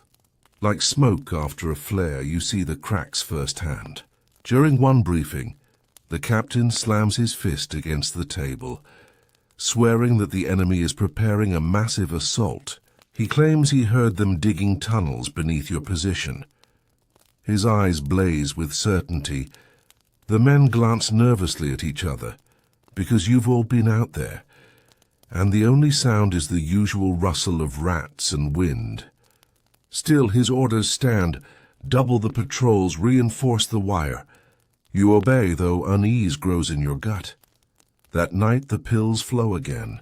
You take yours because refusing feels impossible. But as you march, you can't shake the image of the captain's trembling hands. If he's hooked, then every decision you follow may be tinted by chemicals, as jittery and unstable as you are. Your body voices it in the dark. If the officers are wired worse than us, who's really leading this war? His grin is hollow, his eyes wide. You don't answer, because the silence is answer enough.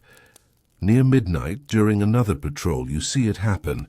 The lieutenant insists on pressing forward into no man's land, convinced the enemy has abandoned their positions. His urgency is unnatural, almost frantic. You follow because you must. Crawling through mud and wire, your nerves singing with the pill's electric hum. But when a flare bursts overhead, the enemy is exactly where they've always been. Rifles leveled, ready. You scramble back under fire, the lieutenant dragging his men dangerously close to disaster. Later, in the safety of the trench, he laughs it off, saying he just wanted to keep the enemy guessing. You don't laugh. By dawn, the rumors feel heavier, more real. Addiction isn't just a problem whispered in shadows. It's standing in front of you, wearing an officer's cap, issuing orders with trembling hands. And you realize something chilling. The war isn't just fought with bullets and bombs. It's fought with decisions. And those decisions are being made by men whose veins hum with the same poison that keeps your eyes open. You lie awake, though lying awake is all you do now, and wonder whether history will ever admit it. Will the records say victories were earned through courage and strategy? Or will they quietly ignore the little chalk tablets that shape choices, blurred lines and twisted judgment in the dead of night? Your buddy mutters as he dozes beside you, voice low and cracked. We're not the only ones addicted, are we? You don't reply. You can't, because the truth has already set in. By now the black market hums louder than the official supply chain. You can hear it in the clink of tins, the shuffle of boots, the way men lean closer than necessary when speaking. Pills are no longer just issued. They're traded, hoarded, bartered like coins in a secret economy that no general's report will ever mention. It starts small. A cigarette for half a tablet, a tin of sardines for a full one. Soon the currency grows stranger. A scrap of chocolate from a parcel home. A clean pair of socks, a promise to stand your mate's watch next week. In this war, time and wakefulness are worth more than food. You see it play out when a wiry private, eyes hollow from too many sleepless nights, trades away his last letter from home, creases smoothed, ink fading for a single pill. He tucks it under his tongue like salvation. You watch unsettled, wondering if that letter meant more than its words. Maybe it did. But in the moment, the tablet meant survival. The air in the dugout smells of damp earth and desperation. You sit on your pack, listening to the whisper of deals being made. It's almost comical how careful men are, as if the sergeant can't hear the same quiet exchanges. But the truth is he doesn't stop it. Not anymore. He's learned the same lesson you have. Without the tablets, half his squad would collapse before midnight. Historians sometimes downplay this economy, reducing it to a footnote about informal distribution. But those who were there know it was as real as any supply depot. Pills flowed sideways, not downward. They slipped from medics' pockets into calloused hands, from one man's sardine tin into another's. It was contraband and lifeline all at once. One evening, you're offered a deal yourself. A soldier down the line eyes the tin of condensed milk you've been saving for weeks. He whispers, 2 tablets for the milk. Fair? You hesitate. That tin was meant for a rare moment of sweetness, a taste of home. But your body is already tired. Already anticipating the night. Against your better judgment, you hand it over. He presses 2 chalky specks into your palm and the trade is sealed. The milk is gone. The pills remain. You tell yourself you've won the bargain. Deep down, you know you've lost something you can't name. Quirky details pop up in the system. One man stashes his supply in an empty matchbox labeled safety. Another scratches tiny marks into his helmet strap. 1 line for every tablet taken, a strange tally of survival. A third claims he can tell the difference between real army-issued pills and the weaker ones peddled by desperate comrades. He boasts that his tongue can taste the quality. You don't argue, though privately you doubt him. The barter goes beyond pills too. Men trade secrets, favors, even silence.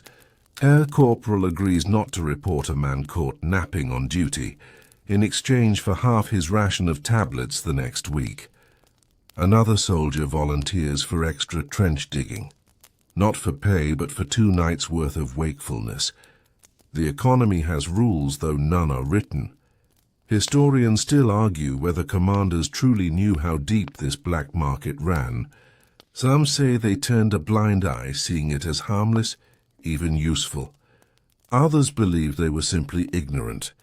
too far removed from the mud to realize that a sardine tin carried more currency than a paycheck. You suspect the truth lies in the middle. Officers knew.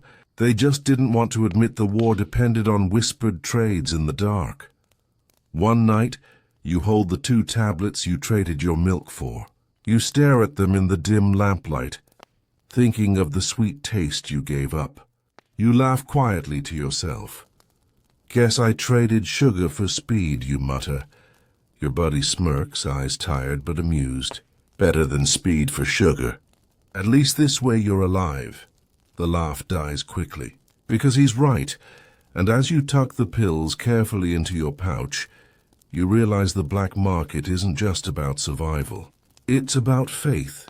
Faith that tomorrow will come, that one more tablet will buy you one more sunrise. The tragedy is that you can't stop. Not now. Not when the economy of wakefulness is the only thing keeping you from collapsing before the next raid. The snow comes early this year. Thick flakes drift down into the trench, dissolving into muck at first, then hardening into a crust that crunches beneath your boots. The cold gnaws at your fingers, your nose, the edges of your ears. Every breath feels like inhaling knives. Yet even as winter clamps down, the orders remain the same. Stand watch, march patrols, raid in the dark. The pill becomes both curse and lifeline. It keeps your eyelids pried open, but in the cold the hallucinations sharpen. Shapes blur and multiply across the snowbound fields. You crouch in a foxhole, staring out at the endless white, and swear you see figures advancing. Dozens of them, black silhouettes crawling across the drifts. Your pulse spikes. You raise your rifle, heart hammering. Your buddy beside you grabs your arm before you fire. Easy, he hisses. Snow shadows. You blink hard and the shapes dissolve, leaving nothing but the rippling snow. The cold makes liars of your senses. Snowflakes swirl in the wind, catching the moonlight, and your brain stitches them into enemy signals. A drift shifts under the weight of wind, and suddenly you're certain it's a camouflaged soldier crawling toward you. Every gust whispers secrets you can't quite hear. The pill feeds the illusion, makes every tremor of air a threat, every flicker of light a phantom. Historians note the winter campaigns on the Eastern Front, where soldiers swallowed pills to endure long frozen nights. Some records describe troops hallucinating entire enemy battalions, firing blindly into the snow. Others speak of men so wired they dug trenches for hours without realizing their fingers had frozen stiff.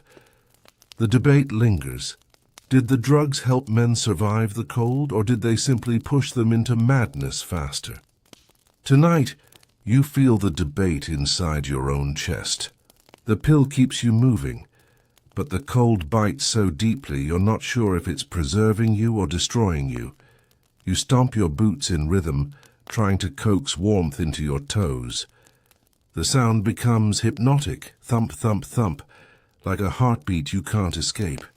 At one point, you swear the snow beneath you pulses back, alive, as if the earth itself is breathing with you. You shake your head, muttering a joke. At this rate, the ground's more awake than I am. Your buddy laughs, but the laugh is sharp, brittle. The hours drag. You rub your hands together until the skin feels raw. You breathe into your cupped palms, watching steam curl upward like smoke from a dying fire. The snow muffles everything, turning each cough and shuffle into a foreign sound. Twice you're certain you hear voices calling your name. Once you nearly answer. At midnight the sergeant rotates patrols. You trudge through shin-deep drifts, the pill buzzing you forward when your muscles beg to stop. The fields look endless, stretching out like an ocean of white. You lose track of where the sky ends and the ground begins. For a terrifying second, you feel like you're sinking upward into the stars. You steady yourself, muttering another joke to no one in particular. Good news, if we get lost, at least we'll freeze with style. A few men chuckle weakly. Humor remains the only rope across this widening gulf of unreality. Dawn creeps in reluctantly, a grey smear across the horizon. The trench is glazed with frost, rifles stiff, bolts reluctant to slide. Your breath hangs in the air like smoke, lingering long after each exhale. The pill is fading, leaving your body drained, trembling, hollow. You sink onto a bench, hands wrapped around a tin mug of weak tea. The warmth does nothing for the shaking. A soldier nearby mutters that he saw his dead brother last night, standing on the snow, smiling at him.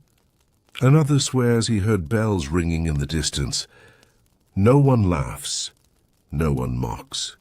Because you know the line between real and unreal is too thin now, stretched taut by chemicals and cold.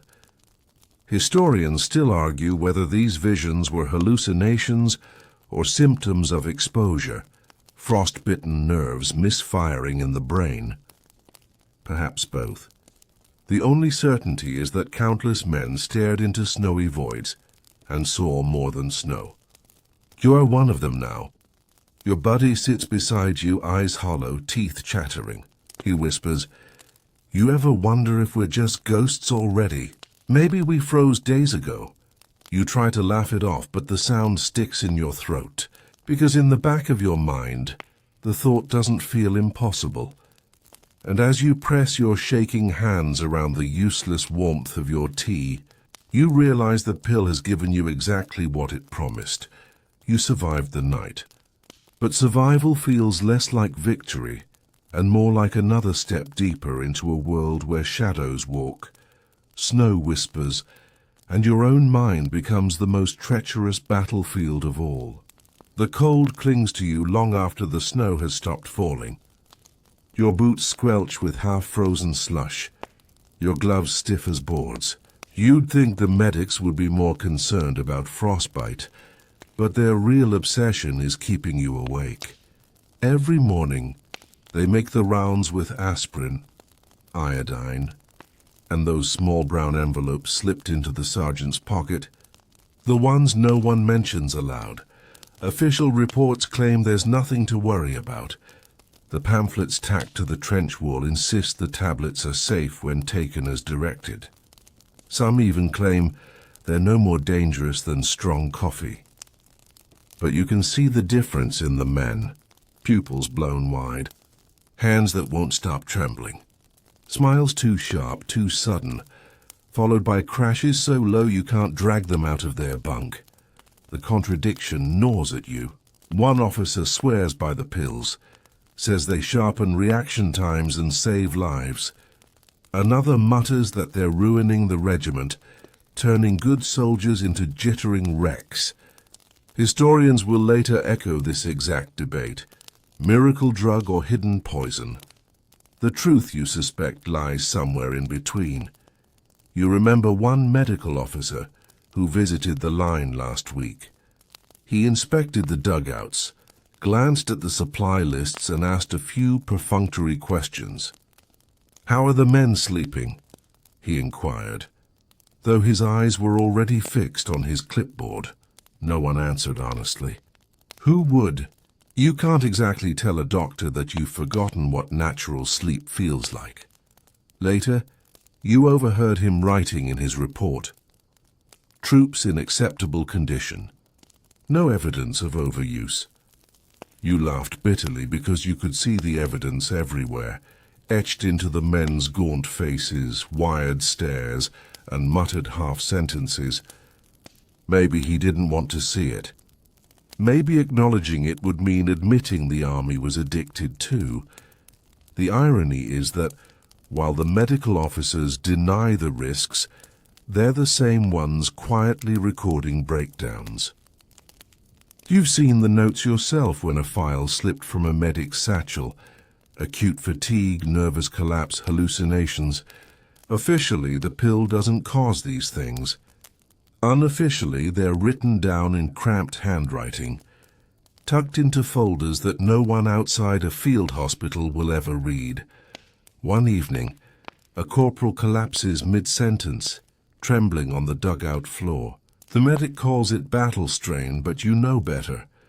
You saw the way his hands shook every time he popped a tablet, how his speech turned faster, sharper, until finally his body refused to keep pace.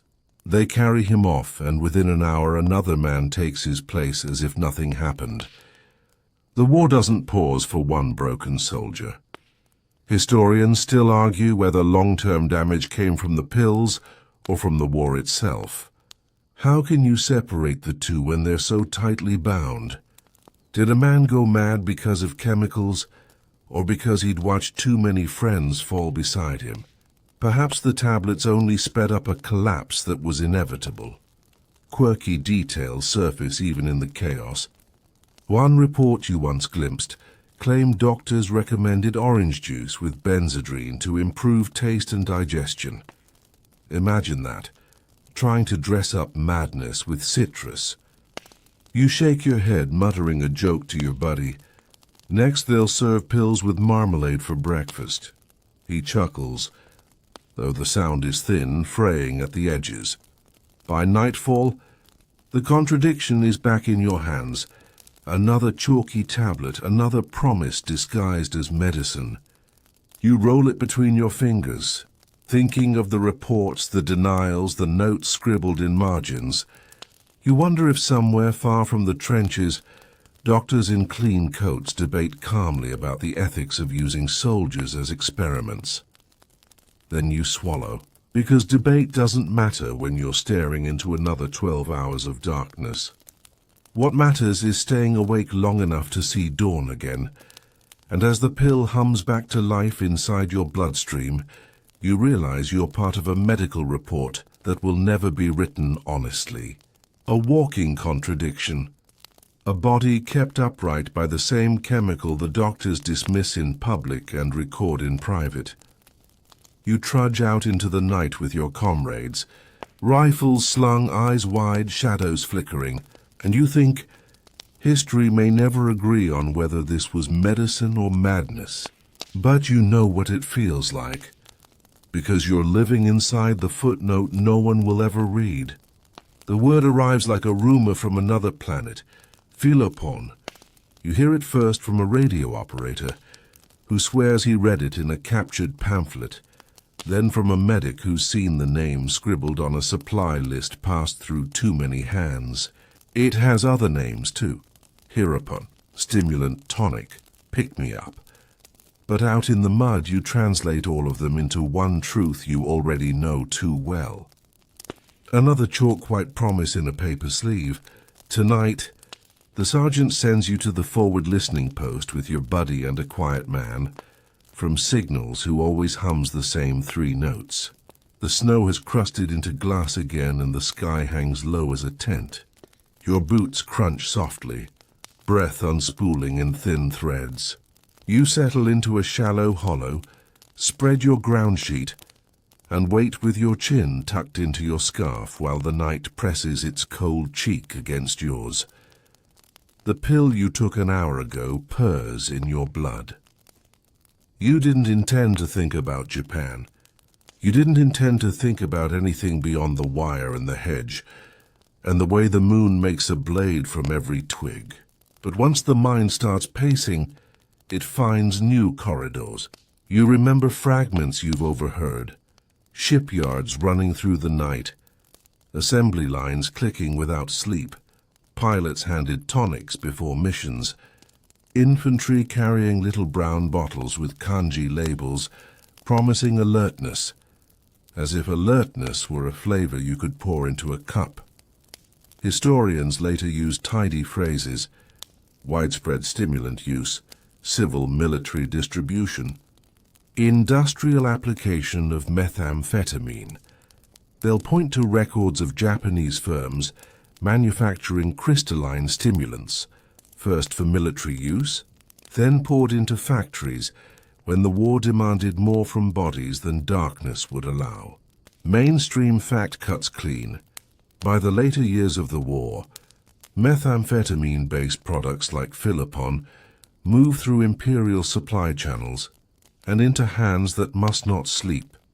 From pilots to night shift workers, from soldiers to sailors guarding late harbors. You chew that sentence slowly, like a piece of hard tack. It tastes familiar. Quirky detail drifts in with the snowflakes. A runner swears he saw a label that recommended mixing the tonic with orange syrup for agreeable taste. Your buddy snorts when you tell him. Sure, he whispers, serve it with marmalade. Breakfast of champions. You nudge him with your elbow and murmur back, add a sardine tin as a side. We can rattle it for percussion. The signals man chuckles into his scarf, 3 notes higher than usual.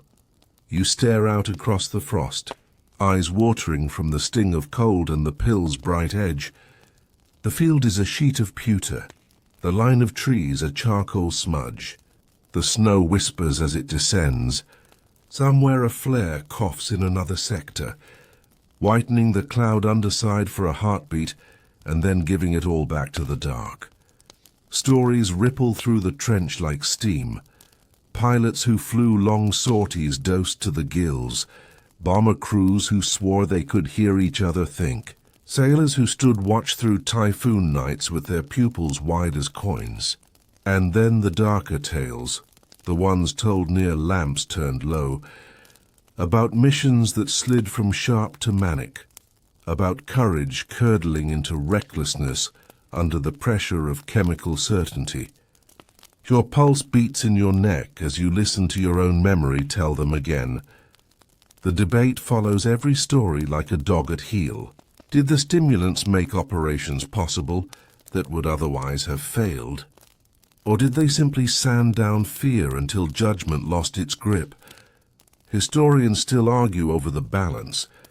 Numbers on a chart will show improved sortie rates, extended shifts, lines that march left to right in encouraging angles, letters home mumble about hands that trembled, moods that snapped, sleep that vanished so thoroughly it seemed stolen. You hold both truths and feel them scrape together like ice plates under your boots. Tonight the cold is honest enough to keep hallucinations mostly at the edges, but your mind plays small tricks anyway. A black knot of shrubs seems to breathe. A fence post wears an enemy's silhouette for a minute, then sloughs it off with the next gust. You touch your bayonet lightly, just to remind your fingers of something real. Your buddy's teeth chatter a rhythm. The signals man hums under his breath, then stops, then starts again like a clock that needs oil. You think of kamikaze pilots, human torpedoes, men whose final sorties were measured in minutes, not hours. Whispers say some were dosed before takeoff, given a tonic to steady the hands and narrow the world to a single point on the horizon. The facts are murky, salted with post-war myth and propaganda, and historians tread carefully. Did stimulants accompany ritual and ideology, or are those memories lacquered after the fact? Even now, scholars argue whether pharmacology played any meaningful role in the kamikaze paradigm, or whether the grim calculus needed no chemical assistance. You cannot know from your frozen hollow. You only know that any pilot in any sky could want the night out of his eyes long enough to complete a last line. The wind noses across the field, nosier at the edges of your scarf than it has any right to be. You rub the bridge of your nose and think of factories dotted across islands you've never seen, windows glowing as if perpetual dawn had been installed indoors. If your trench has an economy of wakefulness, those places had a religion of it. You picture a worker in a smock, tipping a little bottle into a cup, adding water, stirring, swallowing, then leaning over a conveyor as if lean could be a prayer. You don't judge him. You can't. You have your own bottle, your own prayer. Joke one drifts out of you like vapor. If the whole world is awake, you murmur, who turns off the moon? Your buddy snorts. Definitely not the quartermaster, he says. He'd charge us by the minute. The signals man snickers, then shushes himself instantly, reflexes trained like a dog to the whistle of danger. The pill hums on. You feel fine lines in your judgment fray, and then braid themselves back together, as if your mind is trying to knit while you're still wearing the sweater. You remember the medical officer's clipboard, the careful term that never quite leaves you, functional wakefulness with attenuated discernment. You test the words against your tongue like a curse that only works in Latin. They fit, unfortunately. You press your jaw, letting it unclench, reclench, a small exercise to keep the hinges from locking. The snow's whisper turns grainy for a moment, and you realize you've started to hear something. Not a voice exactly. A suggestion of a chorus at the very edge of hearing. Like the far down line is singing in a language you cannot speak, but somehow know. You look at your buddy. He looks at you. Neither of you admits it aloud. You remember the snow shadows night. You remember deciding not to answer the voices. You add one more rule to your private liturgy. If the night sings, let it. Do not sing back. Somewhere far to your right a flare flutters up. The field brightens and freezes in that peculiar magnesium stillness where even breath forgets to move. For one clean second you see everything. The torn fence, the fan of wire, the drifts sculpted like sea foam, and nothing human. When the light dies, it leaves the dark a size bigger than before. The way an empty room feels emptier after you take inventory. You think of after. You don't let yourself do it often. The war punishes futures, but it pushes in. The way weeds push their faces between boards, so you let it sit. Ships demobilizing, lines folding back into roads, uniforms folded into trunks in closets that smell of cedar. And beneath it, a quieter picture that won't leave. Bottles with kanji or neat Latin letters waiting on pharmacy shelves, old habits rising like fish to a bait they learned to love. You have heard in whispers and clippings passed from hand to hand that when the Empire's lights went out, the bottles did not. In the years after, those crystalline promises flowed into streets and apartments, into work shifts that no longer needed them, and nights that had no raids, only restlessness. Hereupon, someone called it after the war, and the name lived a second life beyond the uniform. Another mainstream fact historians won't argue much about. A post-war stimulant epidemic grew in Japan's cities, tangled with black markets and demobilized stores of the very chemicals that kept war awake. If the war taught the world anything, it was how to lose sleep efficiently and how to miss it afterward. Joke 2 is softer, an attempt to hook a smile at the corner of a wound. Maybe when this is over, you murmur, we can all sleep on the same day. A global holiday. Even the cats have to nap. Your buddy whispers, even the cats. You nod solemnly. Especially the cats. The signals man loses a small puff of laughter and then pats the frost with his glove as if to apologize to it. The debate rides back in, persistent as breath. Were Japanese night operations, the patrols, the convoys, the factory shifts that fed them, truly held above water by chemistry? Or does chemistry just happen to float whenever men are drowning in overtime? You decide it's both life raft and leak, salvation and sabotage, a rope with a burn built in. Historians still argue which side of the burn matters more. You, counting the long minutes, mark the spot where the rope bit you last and press on anyway. A ripple passes through the snow like muscle.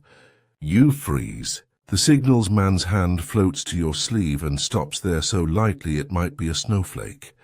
You hold breath.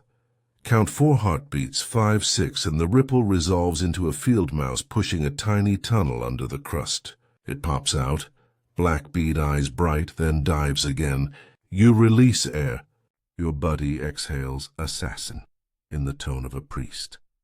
Joke 3 lands without the effort, and you both let yourselves grin because the night has given permission. Small, rodent-shaped, absurd. You shift your weight against the cold, and a memory steps forward uninvited. A pamphlet you saw for a second in a liaison satchel, printed clean as a hospital corridor, explaining dosage in clipped language, and then, as if embarrassed by itself, recommending sensible rest. You laugh silently. The laugh is almost warm. Sensible rest in a world that ordered you to wire a field at 200 and hold a posture until dawn? It's like telling snow not to be cold. The hour creeps where hours creep, thin and glassy. Your buddy's head dips and lifts, a metronome with a conscience. The signals man hums the same 3 notes and you finally place them, the front of a lullaby. You want to tell him to sing the rest, softly, for yourselves alone, but you don't. You've learned which songs wake the dark.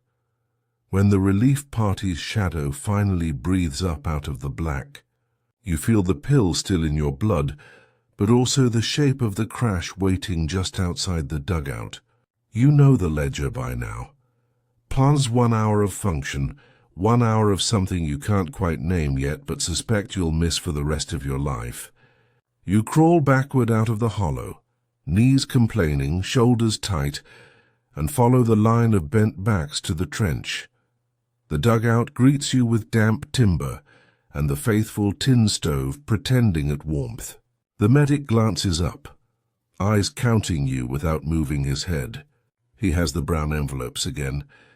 He will not say the word. He will ask no questions to which he doesn't want a written answer. You can picture his notebook, LP duty complete. No incidents. There were incidents, but they're the kind no army tracks. A mouse masquerading as a saboteur, a chorus that never quite sang. The way a word like Philippon can float across continents and land in your hands as a choice. So small it barely has weight and so large it could tip a war an inch.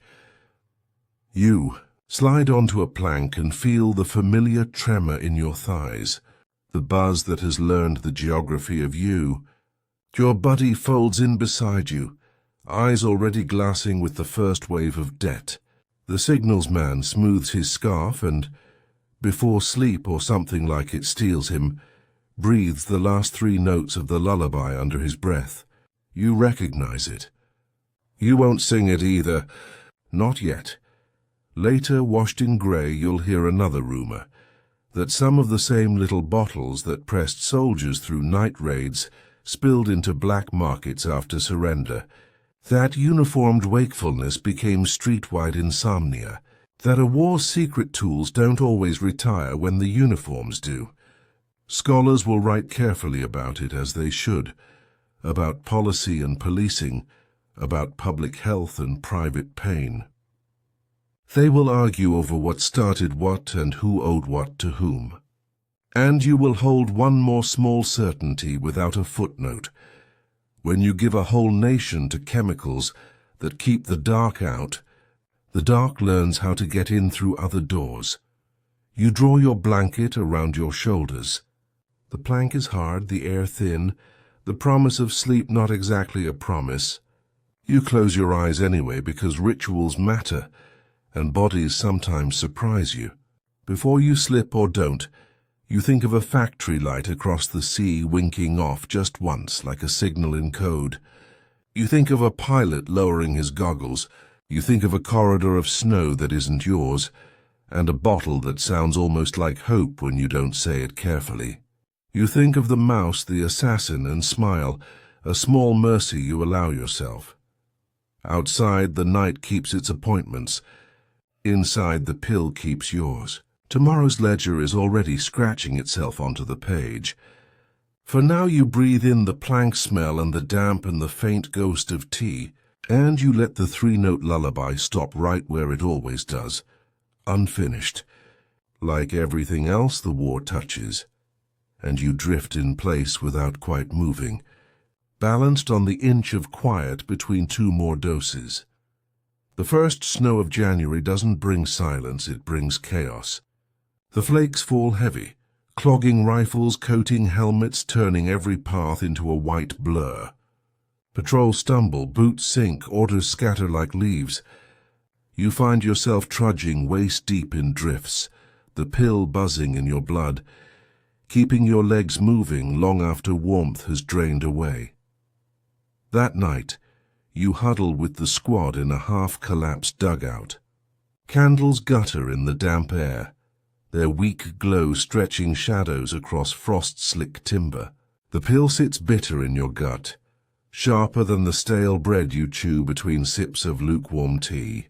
You can hear the wind outside, a shrill animal clawing at the trench walls. Your buddy jokes to cut the tension. If the storm buries us alive, at least we'll already be dug in. Laughter follows, brittle but real. It's one of the few things that still comes naturally, though you suspect it's fueled as much by the pills as by any true sense of humor. Historians later wrote about the winter campaigns as tests not just of endurance but of chemistry. German units supplied with Pervitin pushed through blizzards. Soviet troops dosed with stimulants survived frozen nights in foxholes. Allied commandos swallowed Benzedrine before long marches through snowbound forests. The mainstream fact is clear. Chemicals didn't stop the cold, but they stopped men from collapsing under it. Yet memoirs tell a stranger tale. Soldiers described seeing phantom fires on the horizon, warm hearths that didn't exist. Others swore they heard voices calling from snowbanks, urging them to lie down and rest. One veteran admitted he dug a shallow hole, convinced it was a warm shelter, only to be dragged out before he froze to death. Historians still debate whether these illusions were born of exposure or stimulants, or both entwined. You feel that debate in your own bones tonight. The pill keeps you upright, but every gust of wind whispers an invitation to lie down in the snow. You grip your rifle tighter, as though steel alone could anchor you to reality. By midnight, the storm eases enough for a patrol. You step into the white wasteland, boots crunching with each step. The pill makes your vision razor-sharp, every snowflake outlined, every shadow twitching. It also makes the world surreal, dreamlike. You swear the snowdrifts are breathing, inhaling and exhaling with the wind. Your buddy mutters beside you, "Whole world looks alive tonight." His voice shakes. Though whether from cold or nerves, you can't tell. The squad pushes on, stringing wire across a frozen ditch. Your hands are numb, your breath ragged, but you move fast, too fast. The pill drives you like a whip. When a branch snaps behind you, you whirl, rifle leveled, finger trembling on the trigger. It's only a soldier from another unit, stamping his feet for warmth. You lower your rifle slowly, ashamed of how close you came. Hours pass. The sky begins to pale, turning the snow a faint blue. You stagger back to the dugout, muscles screaming. The pill is fading, leaving you hollow, jittering. You collapse onto a plank, teeth chattering, body vibrating with exhaustion you can't shake. Your buddy sinks beside you, face pale, eyes wide. He whispers, "I saw fire in the snow." "Swear it was real." You nod, because you did too. Historians will later argue over whether stimulants saved lives in winters like these, or merely prolonged suffering. Were they tools of endurance or instruments of slow self-destruction? No consensus exists. And sitting in that frozen dugout, trembling with the aftershock of chemicals and cold, you understand why.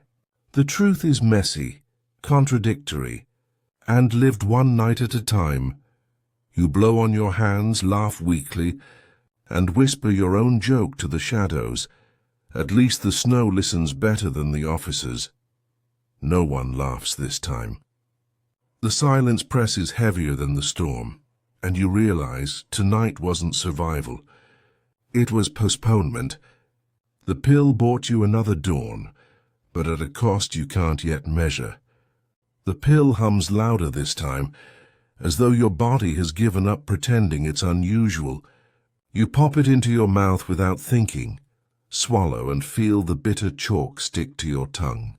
By now it's ritual, as routine as slinging your rifle or lacing your boots. The strangeness is gone. What was once hesitation is now habit. Night clamps down like a lid over the landscape. You crouch in the foxhole, knees pressed to your chest, rifle braced across your lap. The ground is damp, the air metallic.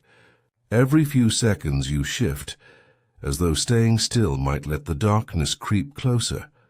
The pill works fast. Soon your senses stretch unnaturally wide. You hear the squeak of leather straps, the faint click of a trigger being tested 3 foxholes away, the tiny snap of frost forming on the grass. The world is a radio dial turned too high, picking up every frequency at once. And then the shadows begin to move. At first it's subtle, the flicker of branches swaying where no wind blows, a silhouette rising out of the ground only to dissolve when you blink. Your pulse thrums against your throat. You whisper to yourself, just the pill, just the pill. But the whisper doesn't calm you. If anything, it convinces you the pill has a voice of its own. Your buddy, jittering in the hole beside you, grins through clenched teeth. "You see them too, don't you?" he hisses. His eyes are wild, pupils drowning his irises. You nod because denying it feels dangerous. He's seeing ghosts, but so are you. Historians argue whether hallucinations were widespread or rare. Some veterans swore the stimulants sharpened their vision to superhuman levels. Others admitted they saw phantom patrols, phantom flares, even phantom comrades calling their names from no man's land. Letters censored during the war tell half the story. Strange references to shadows that didn't bleed, or marching with men who weren't there. Whether truth or imagination, the record is blurry like your vision now. You raise your rifle when something shifts near the wire. A tall, thin shape, silent, too still to be natural. Your finger trembles on the trigger. You're certain it's a soldier. Then the moon slides from behind a cloud, and the figure reveals itself. A broken fence post wrapped in barbed wire like a crown of thorns. You exhale, shaking, lowering the barrel. The joke isn't lost on you. The war has you terrified of lumber. Hours crawl by. The foxhole becomes a prison. Its damp earth pressing in, its shadows crawling across your vision. You whisper jokes to yourself just to keep sane. At this rate, if the enemy doesn't kill me, the landscaping will. Your buddy laughs too hard at that one, nearly choking on the sound. The laughter echoes brittle and sharp. The moon arcs higher, throwing long silver fingers across the field. Somewhere down the line, a man swears he sees movement. A ripple of fear spreads like fire. Rifles rise, safeties click, hearts pound. You're ready to fire too when the sergeant hisses the all clear. Just animals in the grass. Everyone exhales, though no one lowers their weapon. This is the cruelest part. The pill keeps you sharp, but it makes the world too sharp. Every twitch of grass becomes an ambush. Every rustle of leaves becomes a sniper. Sleep might dull the fear, but the pill turns it into a constant drumbeat. Danger, danger, danger. By dawn, your eyes feel like they're made of glass, brittle and aching. You've spent the whole night watching shadows fight among themselves. No raid came. No enemy approached. The only battle was against your own nerves, stretched thin by the drug coursing through you. You climb stiffly out of the foxhole, legs trembling. The others look the same. Faces hollow, eyes bloodshot, jaws working like they're chewing invisible food. One soldier mutters that he saw his mother sitting on the trench wall smiling at him. Another says he heard church bells ringing from the empty fields. Nobody laughs. Nobody questions it either. Historians still can't decide were the pills weapons or poisons. Were they miracles that carried exhausted men through impossible nights, or curses that hollowed them out from the inside? You don't know the answer. All you know is that as the sky brightens, you feel less like a soldier and more like a ghost still waiting for your body to catch up. You rub your eyes, smearing mud across your face, and whisper the truth you can't tell the officers. Sometimes the shadows out here are real, and sometimes they're not. But when the pill is in you, you can't tell the difference, and that might be the most dangerous part of all. The war drags forward. Though the nights all feel the same, darkness, snow, the rattle of tablets in tins. What changes now isn't the pill, but what happens after. The crash no longer arrives as exhaustion alone. It comes with something sharper, meaner, more dangerous. Moods that swing like bayonets. One morning, after a long raid, you find yourself laughing uncontrollably at nothing. The stew in your tin looks watery, and suddenly it's the funniest thing you've ever seen. You laugh until your ribs ache, tears freezing on your cheeks. Then just as quickly, the laughter collapses into silence and you feel hollow, desperate, on the edge of shouting or sobbing. Your body notices and mutters, "It's the pills." They mess with your head. He doesn't need to say it twice, you've seen it in others. Men snapping at the smallest provocation, throwing punches over spilled tea. Others staring into space for hours, eyes glazed, as if the war has already left them behind. Historians would later label it amphetamine psychosis. Reports mention soldiers becoming paranoid, aggressive, even violent after prolonged use. Some cases ended in medical evacuation, others in disciplinary action. Yet those same reports are peppered with contradictions. Commanders praising alertness one line, then lamenting instability the next. Scholars still debate whether these breakdowns were the fault of the pills or simply the inevitable toll of combat. For you, the debate isn't academic. You watch it play out daily. A private swears he hears footsteps in the dugout ceiling. He shouts at the timber, demanding the enemy above come down and fight. When the sergeant tries to calm him, the man lunges, eyes wild. It takes 3 soldiers to wrestle him still. The medic carries him off, muttering battle fatigue. Though everyone knows the truth, another soldier refuses to hand over his rifle, convinced someone is plotting to steal it. He sits all night with the barrel across his knees, whispering to it like an old friend. By dawn, his hands are bleeding from gripping the stock too hard.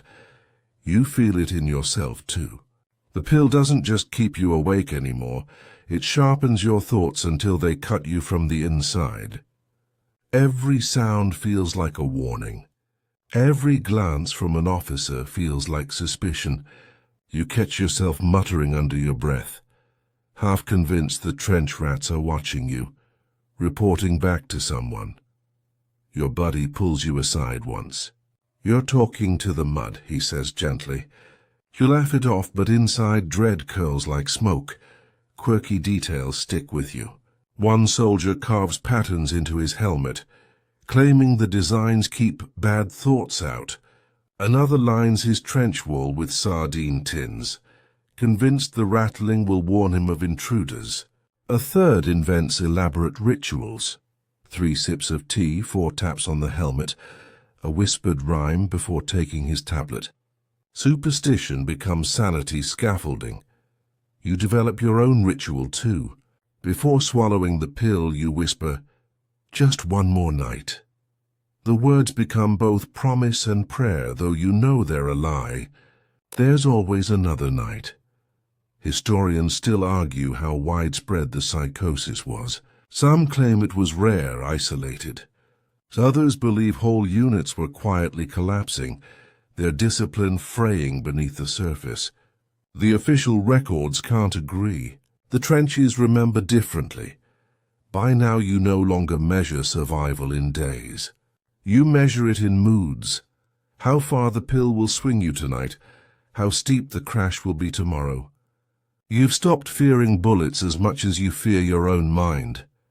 And as the night creeps in again, pill buzzing back to life, you realize the war has shifted once more. The enemy isn't just out there in the dark. It's inside, gnawing at nerves, whispering from shadows only you can see. You lose track of how long it has been. Days blur into nights.